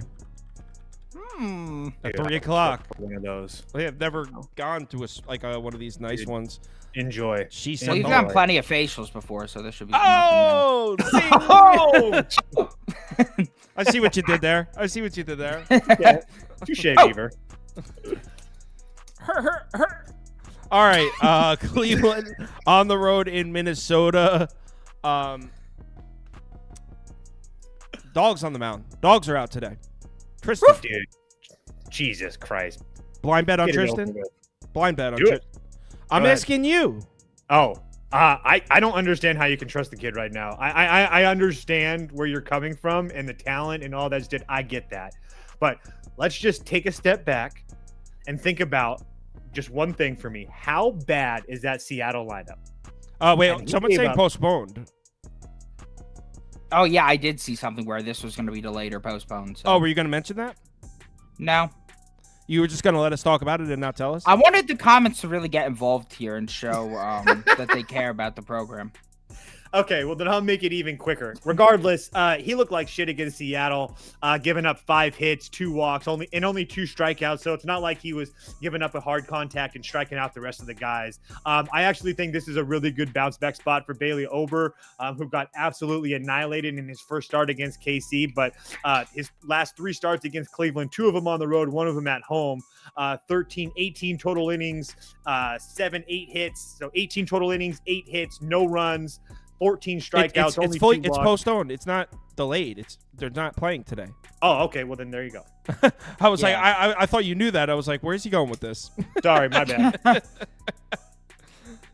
Oh shit! I really wanted to bet the Twins there too. 60% of the poll would have been on Cleveland had this game been happening. White Sox Royals. Is this a rare White Sox spot? I bet them.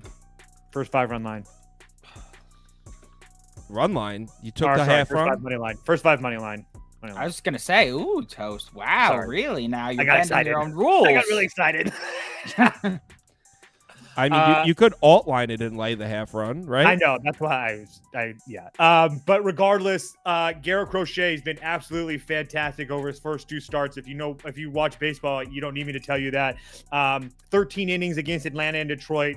Only 2 runs on 16 strikeouts, only 1 walk. Alex Marsh looked fantastic his first game in Baltimore. Went 7 innings, only gave up 2 hits and 1 run.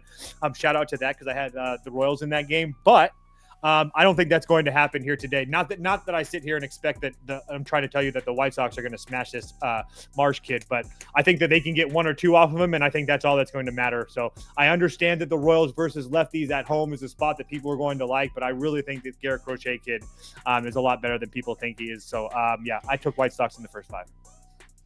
You don't think the spot for the White Sox has exaggerated this price a bit? And now, how do we pass up the Royals at -130 against one of the worst teams in baseball? A little bit. I mean, sure. I'm looking to back Garrett Crochet in the first 5 as much as I can until he gives me a reason not to personally. So that's just where I am. But yeah, I get it. But Proppy, what do you think? I have to pass here, and it pains me to do because I said that I would back the Royals at home every time they face a left-handed pitcher. But with that being said, it's a Sunday. They have a 4-game sweep in the balance. Those are always really pretty tough to pull off. And now you got Crochet, who looks utterly unhittable. It's one thing to pitch well against the Tigers, who look like shit right now, but to hold Atlanta down like that is insane. So this is just not the spot I imagine backing the Royals at home against the lefty, especially laying juice with Alec Marsh. He looked good in his first start at Baltimore, but the way the Baltimore bats have looked lately, I don't even know how impressive that is. So I'm just going to pass here. If I had to lean somewhere, I would lean the Royals because as good as Crochet is, he hasn't made a road start yet. Who knows? People do have Stark splits sometimes. Touché. This could be a spot where he may be overvalued. So yeah, that's where I would lean. I think Kyle, you're 100% right. Where if you can get the Kansas City full game at a really cheap price with all 3 of their major arms ready to go, I think that you're 100% on there. Yeah, I'm going Royals. I don't know if all 3 of their arms are ready to go, though. I do. Like Will Smith pitched 3 of the last 5. No, I see MacArthur, Schreiber. Yeah, you know what? Yeah, I'm betting this. I don't even understand. If you look, he's doing every other day with Will Smith. He went back to back that one day, but he usually goes every other day with him. So this kid, a rookie, all of a sudden because he looks pretty good, we're just gonna back him against a much better team on the road. He's not a rookie. He's not a rookie. This is his first year in the majors, isn't it? Oh no, he did pitch last year.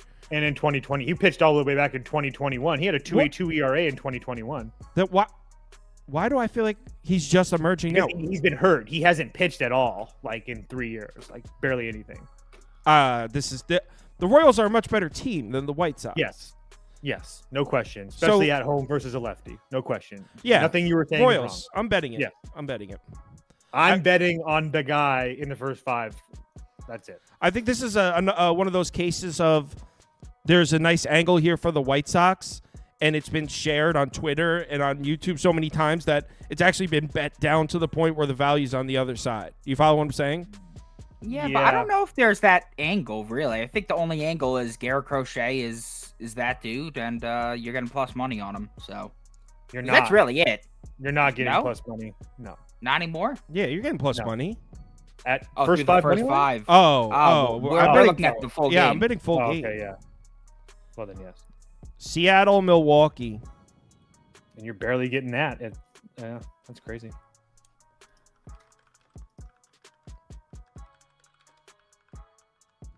Seattle first 5 money line plus 100 for me. Another first 5. Yeah, it's been working well for me. I'm not going to change it up. As far as Seattle goes, Emerson Hancock, one of my favorite guys I've been looking to back this year. 1 start this year against Cleveland in a win, 5 1/3, 4 hits, 3 runs against a very, very good Cleveland team, as we have seen. But the thing is with Seattle is the bats, and I really like what I've seen the last couple nights. Keep in mind on Friday, they were losing that game pretty badly, and they ended up coming back ended up losing it in the 9th. But scoring runs late, that's why I bet them yesterday, because I thought the bats would come out and continue to hit well. They did that. They scored 5 runs yesterday on a really good Milwaukee pitching staff. I think they carry that over here today against a Colin Ray guy who hasn't had any success with the Seattle team. Last year, he faced the Seattle squad, went 5 innings, gave up 5 hits and 4 runs. I just think that the Seattle bats are starting to roll right now, possibly, and I think we're still getting them at a super cheap price. A lot of people don't know who Emerson Hancock is. The kid is a stud. So at first 5 at plus money, I'll take my chances. Yeah, no Munoz pitched 2 in a row, so no Munoz for the Mariners. They should still have Spear, standing. Everyone else, though. What's the bullpen situation for the Brew Crew? They shouldn't be too bad because Payam. No, they're good. They got everybody. Yeah. No Yelich, though. Oh, yeah. And he's been really good for them lately. You can't say that he's been nothing because he's been really good for them. He hit a home run yesterday. What? He got scratched, really? That's what they're saying in the comments. No Yelich. That fucking sucks. Okay. Let's go. Oh, where are you on Brewers? No, I'm not in the Brewers, okay. but I'm on the first 5 over in this one at Oh. 4.5 minus 115. Yeah, I'm it looks like it's. Oh, sorry, Beaver. I was going to tell you that Confirmed. lineup. Yep. Confirmed. No Yelich. Yeah, it's Bowers, Yeah. Hoskins, Dunn, Adames. Yeah. It's still a minus 130 on some books though, so I'm not going to trip about it. Yeah, I'm just not nearly as high on Hancock as Toast at all. The lack of K stuff is bewildering. This dude has 7 Ks through 17 innings in the big leagues. In his career as a starter, he owns a 4.67 ERA, a 300 WOBA, which is pretty solid, but his 5.59 xFIP suggests he's really not all that good. He's been good at limiting hard contact, but his 2.63 BABIP and 9.7 K percentage don't add up. If he can't generate more strikeouts, he's going to be putting more balls in play, and the league average BABIP is 300. So for him to have a 263 makes no sense. He's due for negative regression. Righties have especially given Hancock trouble in the majors, and Yelich is going to be out, so he should be seeing another righty today. 371 WOBA, 2 home run per 9, 621 xFIP is disgusting. There's no denying that Bryce Miller dealt against the Brewers yesterday, but the first 5 starting righties to face Milwaukee had a bit of trouble getting them out. 5.16 ERA, 2.4 home run per 9, 1.72 WHIP. If you go on Baseball Savant and put in Hancock's pitch mix, the Brewers versus those pitches from righties have 5 different guys with a WOBA above 400. Actually, that's 6. 6 different guys with a WOBA above 400, 5 different guys with an ISO above 180, and 7 different guys with an OBP above 375 against his main 4 pitches. Ray looked really solid in his 2024 debut at Citi Field, but the Mets are literally the worst lineup in baseball right now, so I don't know if that matters. When Ray faced off against the Mariners last year, he got cranked to the tune of 5 hits, 2 walks, and 4 runs through 5 innings, and that was at Seattle. He was actually worse as a starter at home in Milwaukee last season, and that's scary because what is his worst spot? At home against lefties. He's got a 379 WOBA, a 731 FIP, and the Mariners are going to be starting 6 lefties here today, most likely. I know the Mariners provided very little resistance thus far against righties, but Rhea sucks. Sundays in the MLB are strange, and the Seattle team has been much better against righties on the road over the last 2 seasons than at home. Top 5 lineup against righties actually on the road the last 2 seasons. So I think both teams are going to be able to score here. Do I love it as much now that Yelich is out? No, that actually really sucks, and I'm quite a bit annoyed about it. But I think that there's still some solid value here. If anything, well, actually, no, I think I would just stick there with it. I was going to say Brewers first 5 team total over, but that doesn't make sense because Yelich is out. Point is, I don't like Hancock or whatever his name is, Seacock. This price to me just feels like an extreme overreaction to a week and a half of baseball. Do we think Seattle's a better team than Milwaukee? I think they're like kind of close. I would give slightly Seattle, right? Both around 85 wins, right? Yes. So, yeah, sure. I think we agree. Okay, let's say these teams are probably about even. Milwaukee obviously has started much stronger, but that doesn't mean. I mean, baseball's a long season. Do we think Hancock is better than Rhea? Yeah. Yes. So how are we getting plus money on one side? I feel like value-wise, this price is an overreaction, and you take the Mariners at plus money. That's how I'm thinking, right? Yeah, and I will say the strikeout stuff with what Beaver said is very true. The only retort that I will say to that is his one start this year was against Cleveland, and nobody strikes that team out. So that's the only thing I can say. I was willing to give him that, and then I was like, okay, let me look last year. He should have much better case off than that, right? And then I was like, that's the only thing I had, but one of the starts was on the road in Houston. I mean, yeah, I get it, though. You're 100% right. You're 100% right. Yeah, I'm just a bit concerned with that. I mean, if you're not striking guys out, like, yeesh. I'm adding the Mariners to my list. So, you know what? So because people can't keep track, here's what's on my list so far. There's an NBA bet up on there, too. Oh, shit. Wow. You guys can't even read that shit. I'm sorry. It's, like, entered. But I guess when you type it into YouTube, whatever. But yeah, so I added Seattle to my list. When I'm done, I'm gonna try to narrow the list down to like 4 or 5. That's what my plan are. What my plan are. Jesus, I need another coffee. 1, 2, 3. Yeah, I've got 4 so far. All right, so.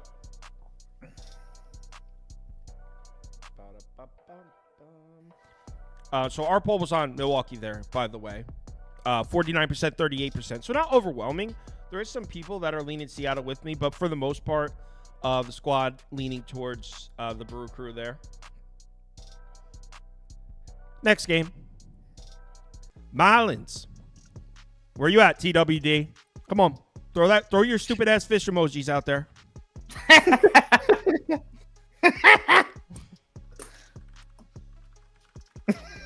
It's been fried fish on the menu for a straight week now. I know. Yeah, dude. I'm running out of tartar sauce. I know. All right, Marlins. Marlins Cardinals. I mean, do we need to? I'm not even gonna cap a Marlins game until they do something. Yeah, I'm It's not like- going to. The only thing that I can say is just I will say the St. Louis bullpen is getting to the point where it's getting a little dicey. Helsley's went 2 of the last 3 days. Gallegos 2 of the last 3 days. Kitchering's went yesterday. Romano 2 of the last 3 days. Not again. It's the Marlins. I'm not super worried about it, but I just wanted to bring that to everybody's attention. That was all. So you're betting the fish? No. I mean, I felt like that was information that these people needed to know just in case. I feel like I should just record a clip of me saying this so I can play it every day. I've been auto-fading the Marlins. It's been working. Just like copy and paste, and I can just hit play. And like rinse, lather, repeat. Fade the Marlins, rinse, lather, repeat. Fade the Marlins. I will say I did bet the Cardinals. I'm sorry. I just wanted to make sure everybody aware with the bullpen situation. We're trying to get people to understand what's going on. That's all. Are my pie charts off here? Andy? Who cares? They know. I just don't like when the colors on the screen don't match. No, I know. I shouldn't have said who cares. That wasn't the right word. Andy's bad with double-digit MLB. or less Colors numbers. and letters Yeah. and shapes. Yeah. Kindergarten was tough for him. He said colors, letters, shapes. Cardinals, prop beaver? Yeah, Cardinals are pass. I mean, I know there's a couple sharp minds I know are on the Marlins today. I wish them the best. How of luck. sharp are those minds then? They're One sharp of them as is really Dory. sharp. I respect the hell out of this kid, but yeah, I wish the best of luck to him. wonder I who that don't. is. Do I know this person? You may. I don't know. He's a prop guy. I'm not gonna air him out, but Yeah, no, he's you're a good, you're really good, cool you're good. kid. I like him quite a bit. I will give. Yeah, I mean, it would be a nice sneaky spot to take the Marlins, especially with that bullpen. But yeah, Oh, it's yeah, just, no. I'll switch your graphic over, Toast. Please don't. I'm good. I just No, here you go. just saying. Like, I You're get just it. giving free social media posts to Toast if they win now. No, he didn't. He can't claim that. Everyone watching will comment on his tweet and be like, dude, you didn't take the Marlins. You can't flex this. 73%. Just to see. 73% on the Cardinals. Next. Dodgers. Shout out Dodgers. Shout out LA. Shout out Freddie Freeman. Shout out Shout out Mookie City. Betts. Shout out. Shout out In and Out. Hell yeah. Shout out the Dodgers because they cashed a full unit bet at plus money for me. I'm really proud of these guys.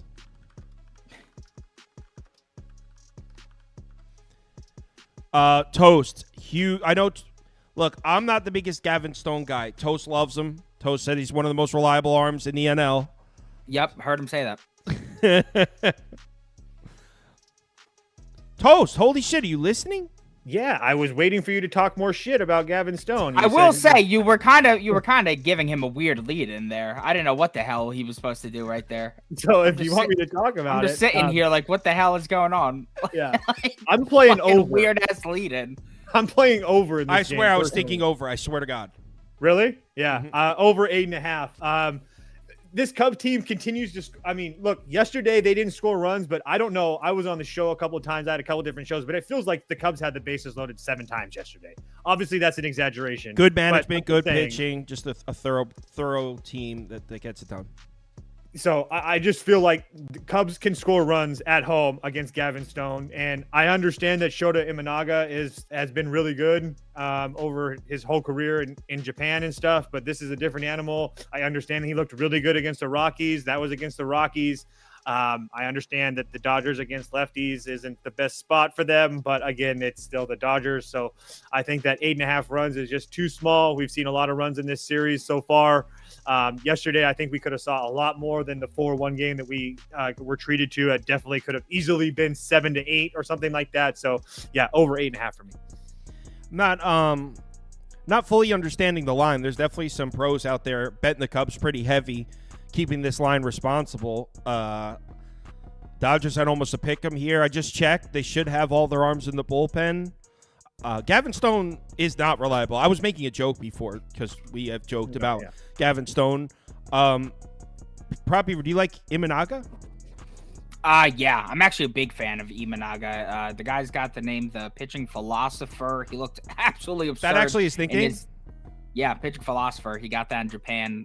He had one of the highest strikeout rates amongst guys in the Japan league, and that's a league that prioritizes contact, so that's really impressive. In the debut against the Rockies, he looked borderline untouchable. I know the Rockies are complete and utter piss, but when you allow only 2 hits, 0 walks, and you strike out 9 guys, not allowing a single run, you've got my attention, and this is not a Dodgers lineup that I like at all against lefties compared to what they will be against righties. So, yeah, I could agree that maybe they get a few runs across, but I feel like that line is priced mainly because they think that Imanaga is going to have a good day. But the other main angle of why the Cubs would have the Cubs would be priced like this is that Gavin Stone's on the other side, and he picked up right where he left off. His 24 debut was rough. 5 innings, 7 hits, a walk, 3 runs, and through 5 career starts, things have been disastrous for the kid. 11.51 ERA. 454 WOBA. The 527 xFIP does say that he's been a bit unlucky, but I mean, 527 xFIP is still not good. It suggests he's not a very good pitcher. What concerns me more are his worsened splits against righties. In the 4 road games against righties he has a 491 WOBA and a 642 xFIP. That is pathetic.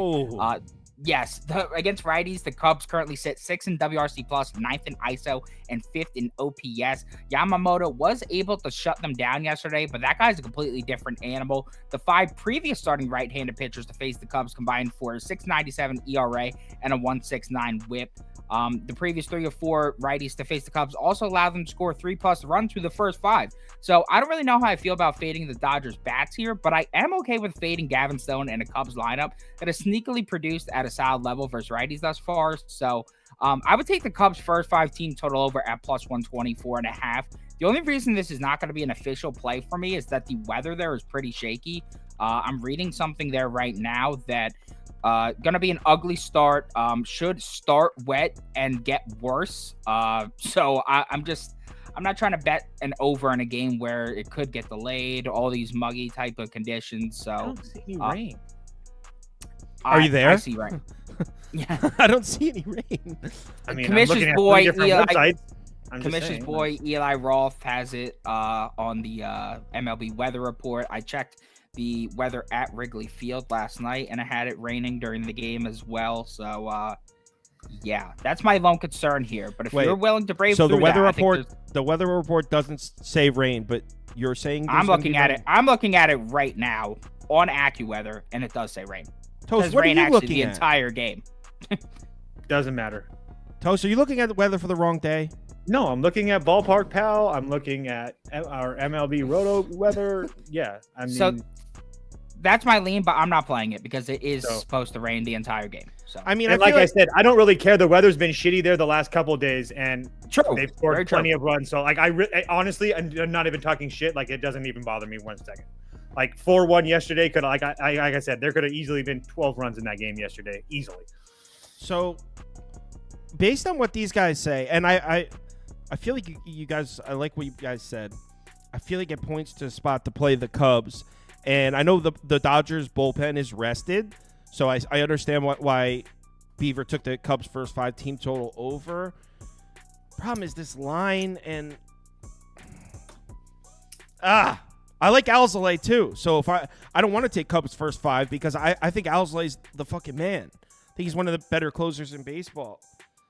I guess I'll put Cubs up because it's a real sharp line, but it looks like it kind of reminds me of the Royals-White Sox game where I think the Cubs are the sharp play, but the sharp play's been shared so many places where the line's not even, there's no value left. A pick 'em against the Dodgers?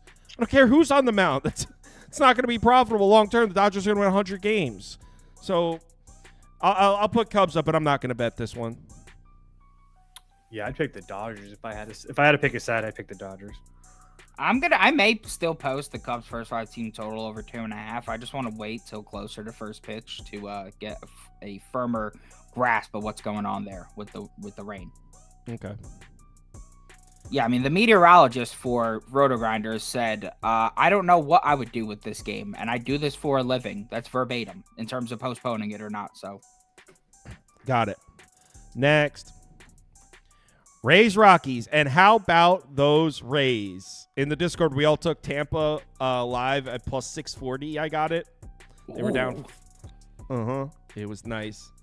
I feel like that's a nice strategy. Anytime the Rockies are up at home, I mean, with that dog shit of a bullpen, you might as well take the other side of Dude, plus I money, had which is the great to I go. had the Rays writ up, typed out everything, and I forgot to push post. But Robbie, That's pain. Robbie, so you have to think. You said anytime the Rockies are up 5 at home, like a strategy, like how many times is that going to happen? 6 times No, this season? I just mean anytime the team has any form of a lead. I mean, Well, we were talking about doing just it fade. when anytime any team has a significant lead in the 6-run or earlier in Coors, just live bet the other side because it'll You be know you got all profitable. those runs with 2 outs, right? Yeah, we were watching as a unit. You weren't there, but the squad was there. Oh, because I gave the bet out pregame, so I was already watching. I also gave it pregame, but we were in there celebrating as a unit. as a team. I was mad because I didn't put it on the list, so I didn't get credit. Nothing's worse than catching a ticket by yourself in this business. For Doesn't some feel reason, good. the pitchers say Gavin Stone and Imanaga again. Obviously, those aren't the pitchers in this game.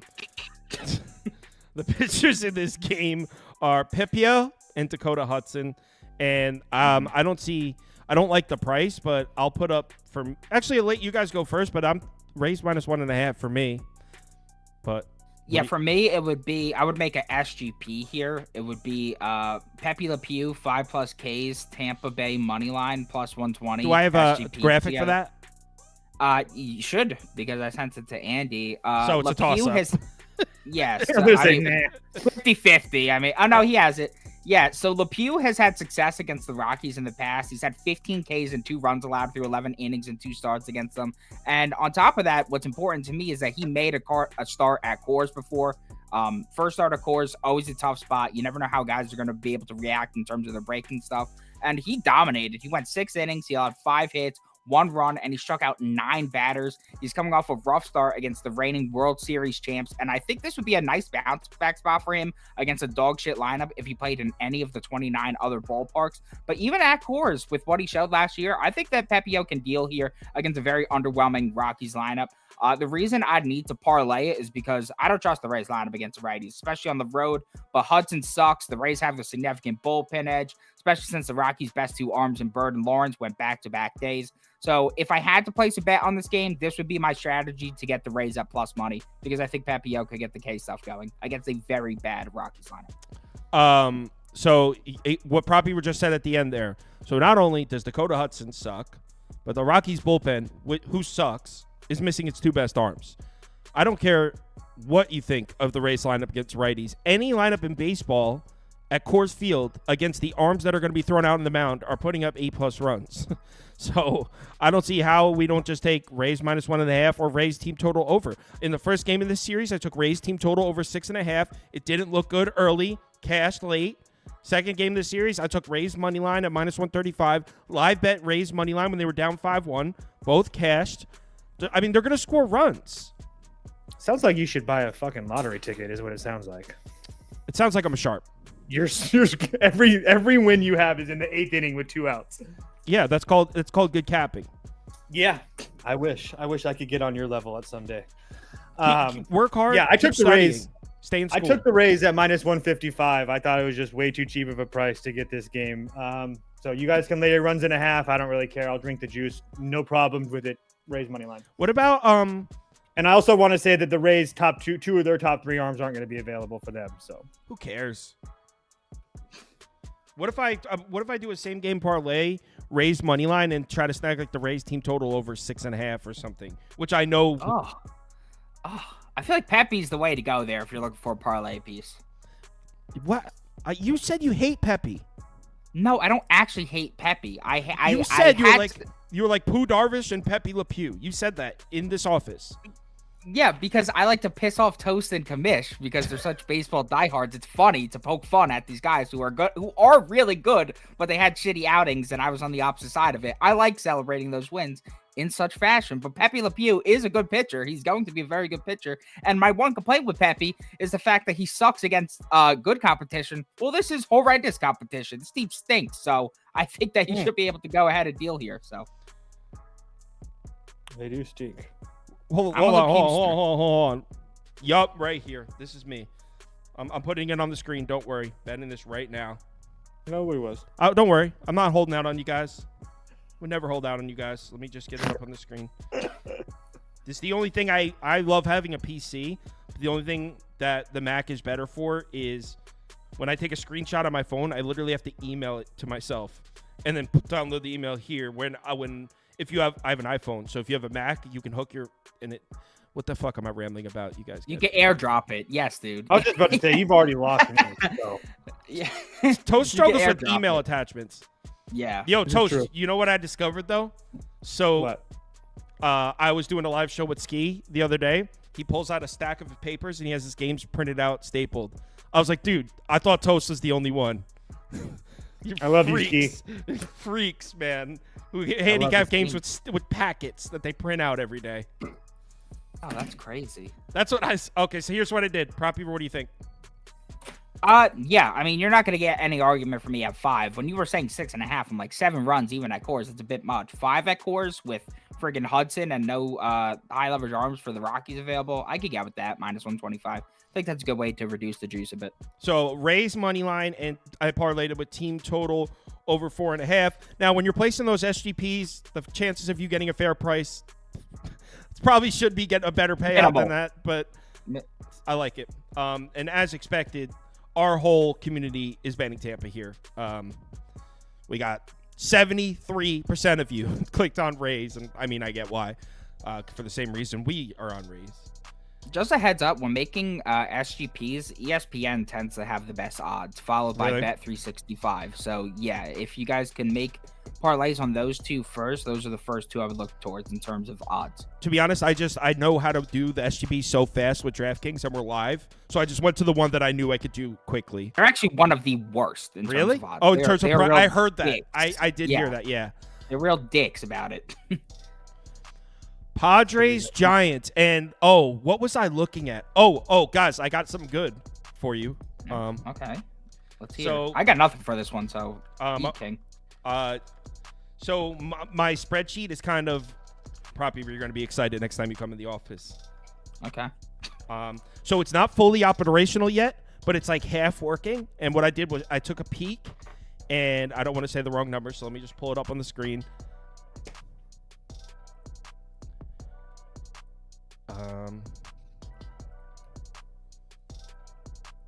Sorry. So I went web. Oh, I see it. And so we got Webb versus the Padres. So Webb throws over 33% of his pitches are sinkers. Padres 29th in the MLB against sinkers with negative 11 runs above average. So you got Logan Webb, a sinker baller against the Padres who are not hitting sinkers. So That made me horny, Toast. Not gonna. Did you see that cheat? Kyle? Yeah, I that made me knew horny. you're gonna be psyched when you see he finished it, and it's not. I have a call scheduled with him later, but you're gonna be pumped when you see it, and you guys That will is do. sick. Well, I'll do some live streams where you could see. You know what? Why not give him a preview right now? 1 sec. Yeah, I'll just say what I have to say while you're doing that. In terms of this game, I'm gonna pass here because I hate betting pitchers against teams they just faced. And Webb just made a start against this Padres team less than 2 games ago. It's the beginning of the season. Nothing's really changed since the last time we saw them. So I just feel like I'm not really catching much value either way here. The Giants bats started off hot, but they've really cooled down lately against righties as well. So I'm just going to pass in that spot. I don't really see much value on either side. So you can see right here, sinker, 86 percentile Logan Webb throwing over 33% of his pitches sinkers. Padres 29th against sinkers. It's not fully operational yet, but it's kind of working, and I'm pumped for it. So I like basically all that to say, I'm thinking Giants, either Giants first 5 run line, Padres team total over, something along those lines. What was the pick you gave out, Prop Padres Beaver? team total under, you mean? Yeah, under, I'm sorry. What did you pick you gave out, Prop Beaver? A pass. So I like the Giants, especially not only you got Logan Webb coming off a bad start to start the season too. So I think back at home where he's always better. I like Logan Webb a lot. So what about Logan Webb to record a win here? Guys, What? Don't hate public them. service announcement really quickly. Rest in peace, young Hooley under strikeouts. The books figured it out. It's went to minus 140 today. Wow, they're on it. Rest in peace. Rest in peace. RIP. Wow. I thought somebody actually died, you sick fuck. I know. When he said that, I was like, Jesus, someone passed away. Well, Yeah, I was points. like, oh, did an active player die? That's horrible. No. Even worse.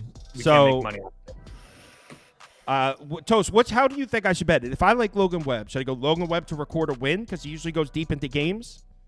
I would play personally, and if I was you, I would play Giants minus 1.5 at a plus price. Yeah. So, I there's think I no am going reason. to. Look, okay. First and foremost, the Padres got so lucky. I'm very happy as a Padres fan. I didn't bet the game yesterday, but they were so lucky to win that game yesterday. They scored 4 runs. They all came in the 4th inning. If Hassan Kim gets walked with guys on 2nd and 3rd or 1st and 2nd, whatever, it loads the bases. The ball was a strike, but he got very lucky. Profar comes up, first pitch hits a 1 into the water, and then they don't do anything the rest of the game.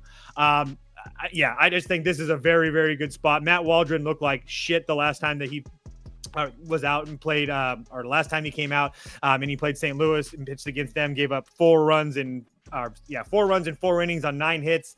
It's really really bad. I do think that he's going to be better than what he has shown. But at the same time, I just don't like the spot for him today. And then Logan Webb, on the other hand, it doesn't matter if he's in San Francisco or if he's in San Diego. He just absolutely owns this Padres team. So hasn't given up more than his last 5 starts against them. He's only given up 2 runs once. Everything else is 1 or 0. Shit, I didn't even know that. And he's going, it's not like he's going 5 or 6. He's going 8, 9, 6. One of them, he went 5 2/3. The only loss was 5 2/3. So what's his number to record a win then? If he's going 7 innings against these guys every time? To record a win, his number 115. So that's probably the best way. Plus I would 115? Yeah. Yeah, I like that better because Logan Webb he always goes deep into the game. Trust me, and I was trying to get to the Padres because, like Beaver said, they had just saw Logan Webb, and I was like, man, yada yada yada. But their bats are just so bad right now. Like that 4 couldn't be a more misleading 4 than yeah. So what was your bet here? Giants or pass? Yeah, it's Giants minus 1.5 or pass. Yeah. Okay, so I think I'm going to go. Let me switch in my notes because what I'll do is I'll say this, and then I'll end the stream and go to post, and I'll forget that I said this. So Logan Webb to record a win. All right, cool. All right, so yeah, our poll seems to agree here that Giants 52%, 30%, and I like this Padres team. I'm big on this Padres team. The Giants in this spot. I think it's and the Giants have every single one of their bullpen arms which fully is a rested. good bullpen. Suarez went yesterday for the fucking Padres, which makes it's whatever. The Padres bullpen is an absolute mess. Next game, we got 2 games left. Halo up, baby. Light that halo up. That was awesome. How about them Halos last night? That was a good call. That was an awesome call. I got to give you the credit on it. Not only did I tail you on that, but because of the Red Sox bullpen situation that you pointed out. Live too. Yeah, everyone in the Discord did. Like literally the whole Discord one. took the Angels live when they were down 1-0, and it was another one. We celebrated the Rays come back and win, and then we did it again 45 minutes later. It was a rejoicing in there. That being said, yeah, I got to thank Toast for that too because he actually led me to play Detmers under 2.5 earned runs, and God, does Detmers look good through 2 starts, man. Dude. Cash for me both times. What a hero. That being said, I think this is Boston's spot. Tanner Houck looked really good. Absolutely. Yeah. 100%. Absolutely. Yep. I took the Red Sox first 5 money line. It's one of my favorite plays of the day.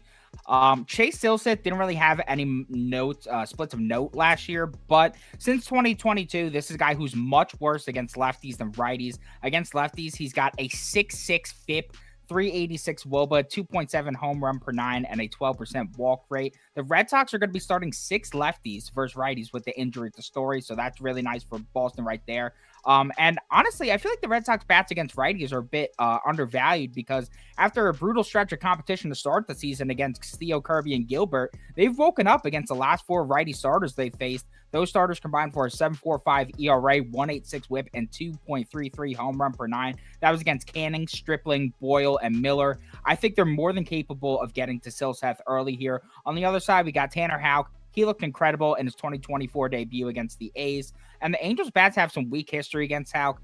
They have a 627 OPS through 38 plate appearances, 0 extra base hits in his last 2 starts against them. He has a 2.7 ERA, 12.6 K per 9. And Houck's the guy who, as a starter, has performed much better in day starts. His ERA is more than 1 point lower. His WOBA is 50 points better. And in road day starts, the road thing with Boston just continues to be a trend. If road day starts, that's been his money spot. 247 WOBA, 0.6 home run per 9, 102 whip. On top of that, what is Houck much better against? Righties. The Angels are going to be starting 6 righties in this one. And against righties on the road in day starts, the dude has a 141 WOBA and a 191 FIP. So I think this is a sneaky smash spot for Tanner Houck to go out there and absolutely dominate. The 6 starting righties to face the Angels thus far have done a very good job against them. 2.25 ERA, 0.91 whip. I'm not in love with either of these offenses, but I think that Houck has such a massive edge over the Angels' bats, while Sith has historically struggled against lefties. I have to take the Red Sox here through the first 5. Why would you isolate the first 5 if Boston also has the more rested bullpen?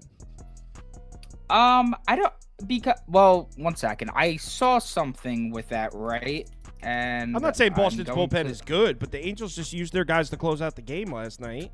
Okay. No, absolutely. But the one thing I'm concerned about, I'm not Winkowski, right? He did look good start season, but he just gave up that grand slam.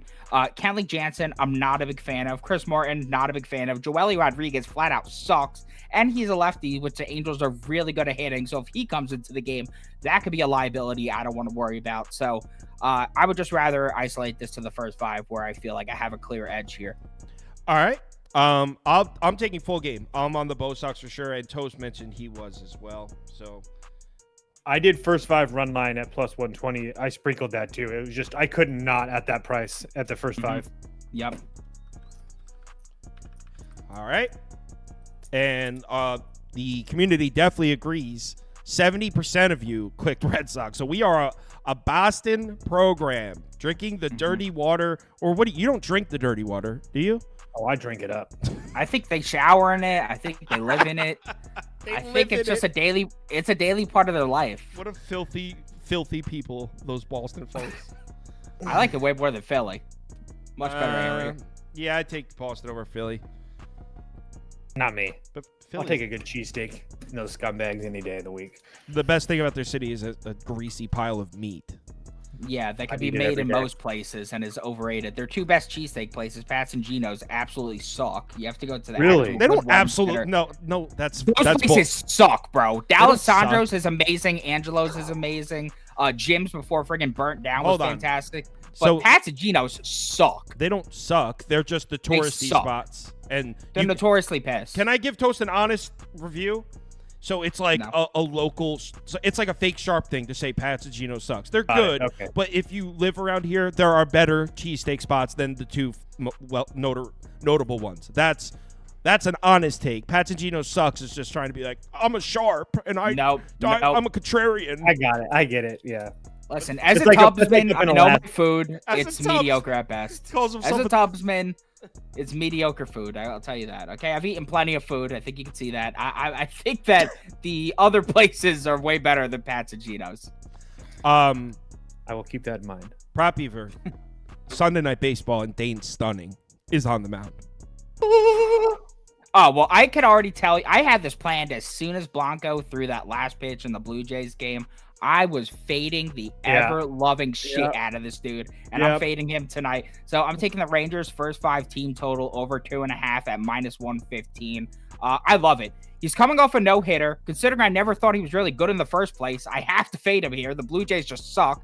His previous 7 starts, let's not forget, this is a guy with a 4.74 ERA, 2.6 home run per 9, a 13% walk rate, and a 5.28 xFIP. On top of that, he's been worse against lefties, and without Jung, the Rangers are now starting 6 lefties daily. So I went back to 2021 to see how guys have performed after throwing a no-hitter. We got Lorenzen, Valdez, Herman, Detmers, Gilbert, Kluber, Turnbow, and Miley.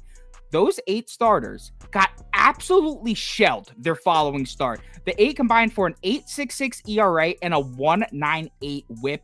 The 6 starting righty pitchers the Rangers have faced thus far have gotten cranked 6.23 ERA, 1.48 home run per 9. Those guys allowed 3, 5, 1, 1, 6, and 5 runs. This hit 4th in WRC+, 2nd in ISO, and 3rd in OPS versus righties thus far. And they would love nothing more than to sweep the Astros at home. Blanco's earned run line in this one is at 3.5 and barely juiced under. This isn't at Coors with the winds blowing out to center. This is a guy coming off a no-hitter. The books are blatantly showing us their hand here, and I agree with them. So I'm taking the first 5 over for the Rangers here. I like them to light this kid up. Yeah, I mean, I don't know how you don't. I know the line's a little sketchy, but how do you not take Texas, Toast? I really can't add too much to that. But the one thing I will add is that keep in mind, he also pitched 9 innings in that no-hitter. Obviously, you have to have a no-hitter. That's the most he's ever had in his career. I mean, you're looking at a guy that just pitched like 3 or 4 innings extra than he ever has in his lifetime. And now it's 5 days later against this Texas team at home.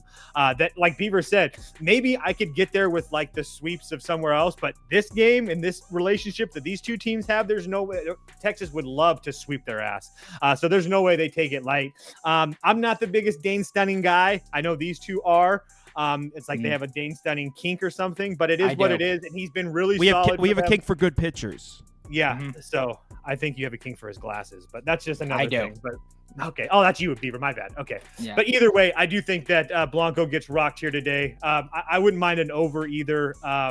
But yeah, Sunday night baseball usually tends to lean under just in general. But yeah, I'm all over the Rangers here today. I'm going to probably end up betting their team total in general over with Beaver in that first 5. And the only reason I say the first 5 is because you're probably going to get a at bat cut off in the 9th because I'm assuming they're going to be in the head. So just one thing to keep in mind if you're playing team totals like that, guys. And you have to drink the juice at -130 to play the Rangers over 4.5. So I was like, dude, honestly, I'll just make it through the first 5. If he wants to give it up in the 6th rather than the 5th or the 4th or whatever, I can handle that L. But yeah, I was thinking about that thing with the Sunday night baseball too. I texted you. I was assuming you were still sleeping, but I want to know if they lean historically under or over. But if the books are going to set a line of earned runs at 3.5, that tells me all I need to know right there. And also that under is like super general. Like I haven't like looked at it. I just know that in the past it's like an under spot. Mm-hmm. So our poll is definitely on Texas here, 60%. So yeah, I mean, I haven't bet that one yet, and I'm not putting it. That's probably not one I'm going to post on the website because I know what Prop you were saying. The line tells you that sports books are expecting Blanco to get hit up. Okay. But this game, they have it about a pick 'em, which means they also think Dane Dunning is going to get hit up right back. They do. So I think Houston money line would actually be the sharp move here. That being said, you just can't step in front of Texas right now. Those bats are red hot. Houston just doesn't seem to have it right now. I know they're a talented team. They will find it eventually, but I don't feel like paying to wait for it. Also, quickly, go ahead, Beaver. The bullpen, man. I mean, even last night, Presley steps in and he sucks too. So it's like you got Presley sucking. If Hader comes into the game, he's a lefty. The Rangers smack lefties. Like, I'm really not loving what I'm seeing from Houston right now. If the bullpen's not going to perform up to its promise, then Houston loses a lot of its value because we were always concerned about the starting pitching going into this year. Yep. And Beaver took the words out of my mouth. I knew we were going to say the same thing. The only thing I'll add to that is the Texas bullpen. They all went yesterday, but they went like very light. I mean, Leclerc might be somewhat iffy, but I doubt it. But yeah, they should all be good to go. How about a community parlay? Okay. Oh, going for four straight days with a hit. I'll make an underdog real quick. Dope. Oh. Wow, Diamondbacks won the poll. So Diamondbacks money line at plus 202 has a shot.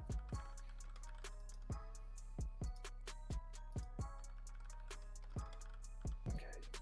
All right, first leg of the community parlay.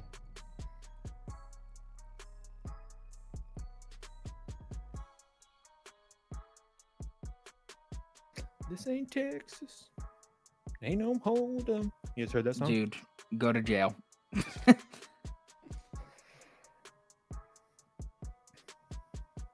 That's what I think of the song you sang. I just heard it for the first time yesterday. The Science X.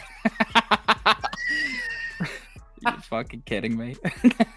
Toast is like so cut off from the planet. Yeah. He's probably never seen Field of Dreams. I've seen it's a baseball movie. That's why. But I was gonna say if Usually there's I any haven't- film I haven't- you've probably seen, it's probably that. I haven't seen 80% of the movies that you guys talk about, though. Easily. Well, the only movies Prop Beaver sees are created by Marvel. He thought The Flash was sick. Yeah, and see, anything that's No. Marvel, comic, No. superhero, I don't watch. He was like, No, bro, the, they went back in time.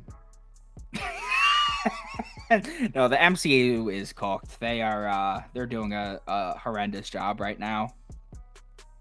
What is MCU? Marvel Cinematic. Cinematic Universe. Got it. Okay. Felt like such a fucking dweeb just explaining that.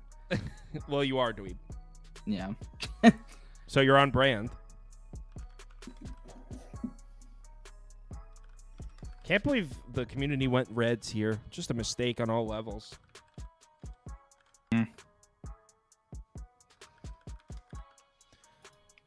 That game really has me up in arms. Now the Reds are plus money. Interesting. Yeah, because sharps know where it's at. It's a Mets spot, Mets day. I wish I had more confidence in the Mets against lefties because I would actually play that. Fake stat of the day. Mets are the winningest team on Sundays since 2021. Did you say fake stat of the day? Yeah. Okay. Just wanted to make sure I heard.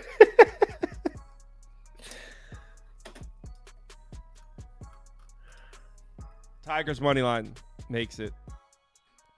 Phillies money line. Tigers money line.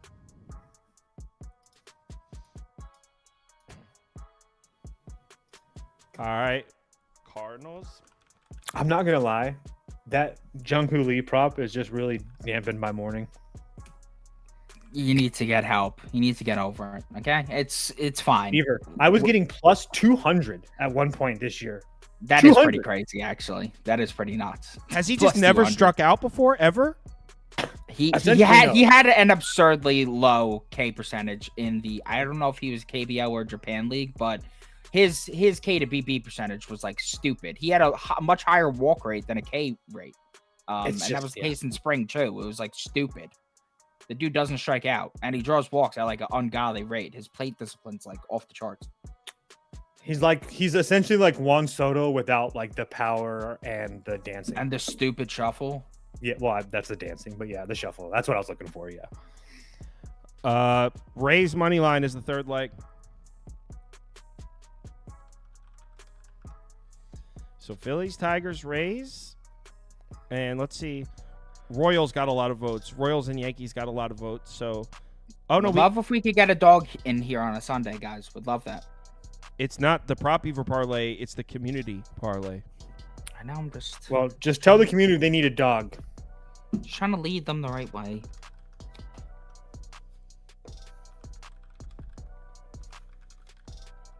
I put so the last two games are Red Sox and Rangers, or what you guys voted for. I put Royals and Yankees back on because they both got second place and a lot of people voted for them. So the last two games, Red Sox and Rangers, and then Royals and Yankees getting another chance because a lot of people like them.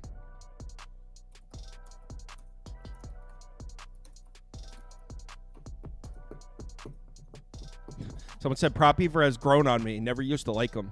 It's the opposite for me. I used to like him. Feel that, dude. Feel that. I used to not hate him.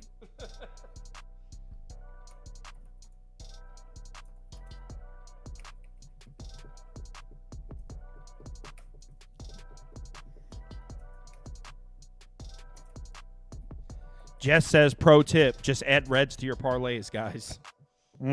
Not today, Jess. I did Not it for you today. yesterday. We cashed out yesterday, Jess. On some lucky bullshit. On some, Yeah, you're the on one to some talk real, about fucking on some lucky real good. Yeah, exactly. On some real good read shit. Because I said specifically, they don't got nobody behind Severino, and guess what? It was Crank City. They don't got nobody. They don't got no arms. Okay. Odds. Plus 681. Community going for 4 straight days. Now, not every community parlay has hit, but a community parlay has hit in each of the last 3 days. This would be 4 if either this one or the NBA one from earlier hit. Phillies money line, Tigers money line, Rays money line, Red Sox money line plus 681. Thanks everyone for watching. Enjoy. Underdog. Oh yeah. Hold up, don't Ready leave to just yet. Outro my ass. I was trying to save the people from a losing underdog. Is that how you feel? Yep. Oh, not the map yet. Not time for the map. So here is Prop B versus Underdog. Explain to the people how you arrived on these losing bets. Yeah, so for Joe Boyle, if I expect the walks to be a plenty, I expect the runs to be a plenty. So I'm going with the over 2.5 earned runs there. I'm going with Logan Webb over fantasy points because, as Toast had pointed out, he always goes deep into games against the Padres. That will give us some nice points. As long as he doesn't allow too many runs, he should be able to hit that mark. We also got Tanner Houck, who I detailed explicitly, has a fantastic matchup here. Really think he shines in this one.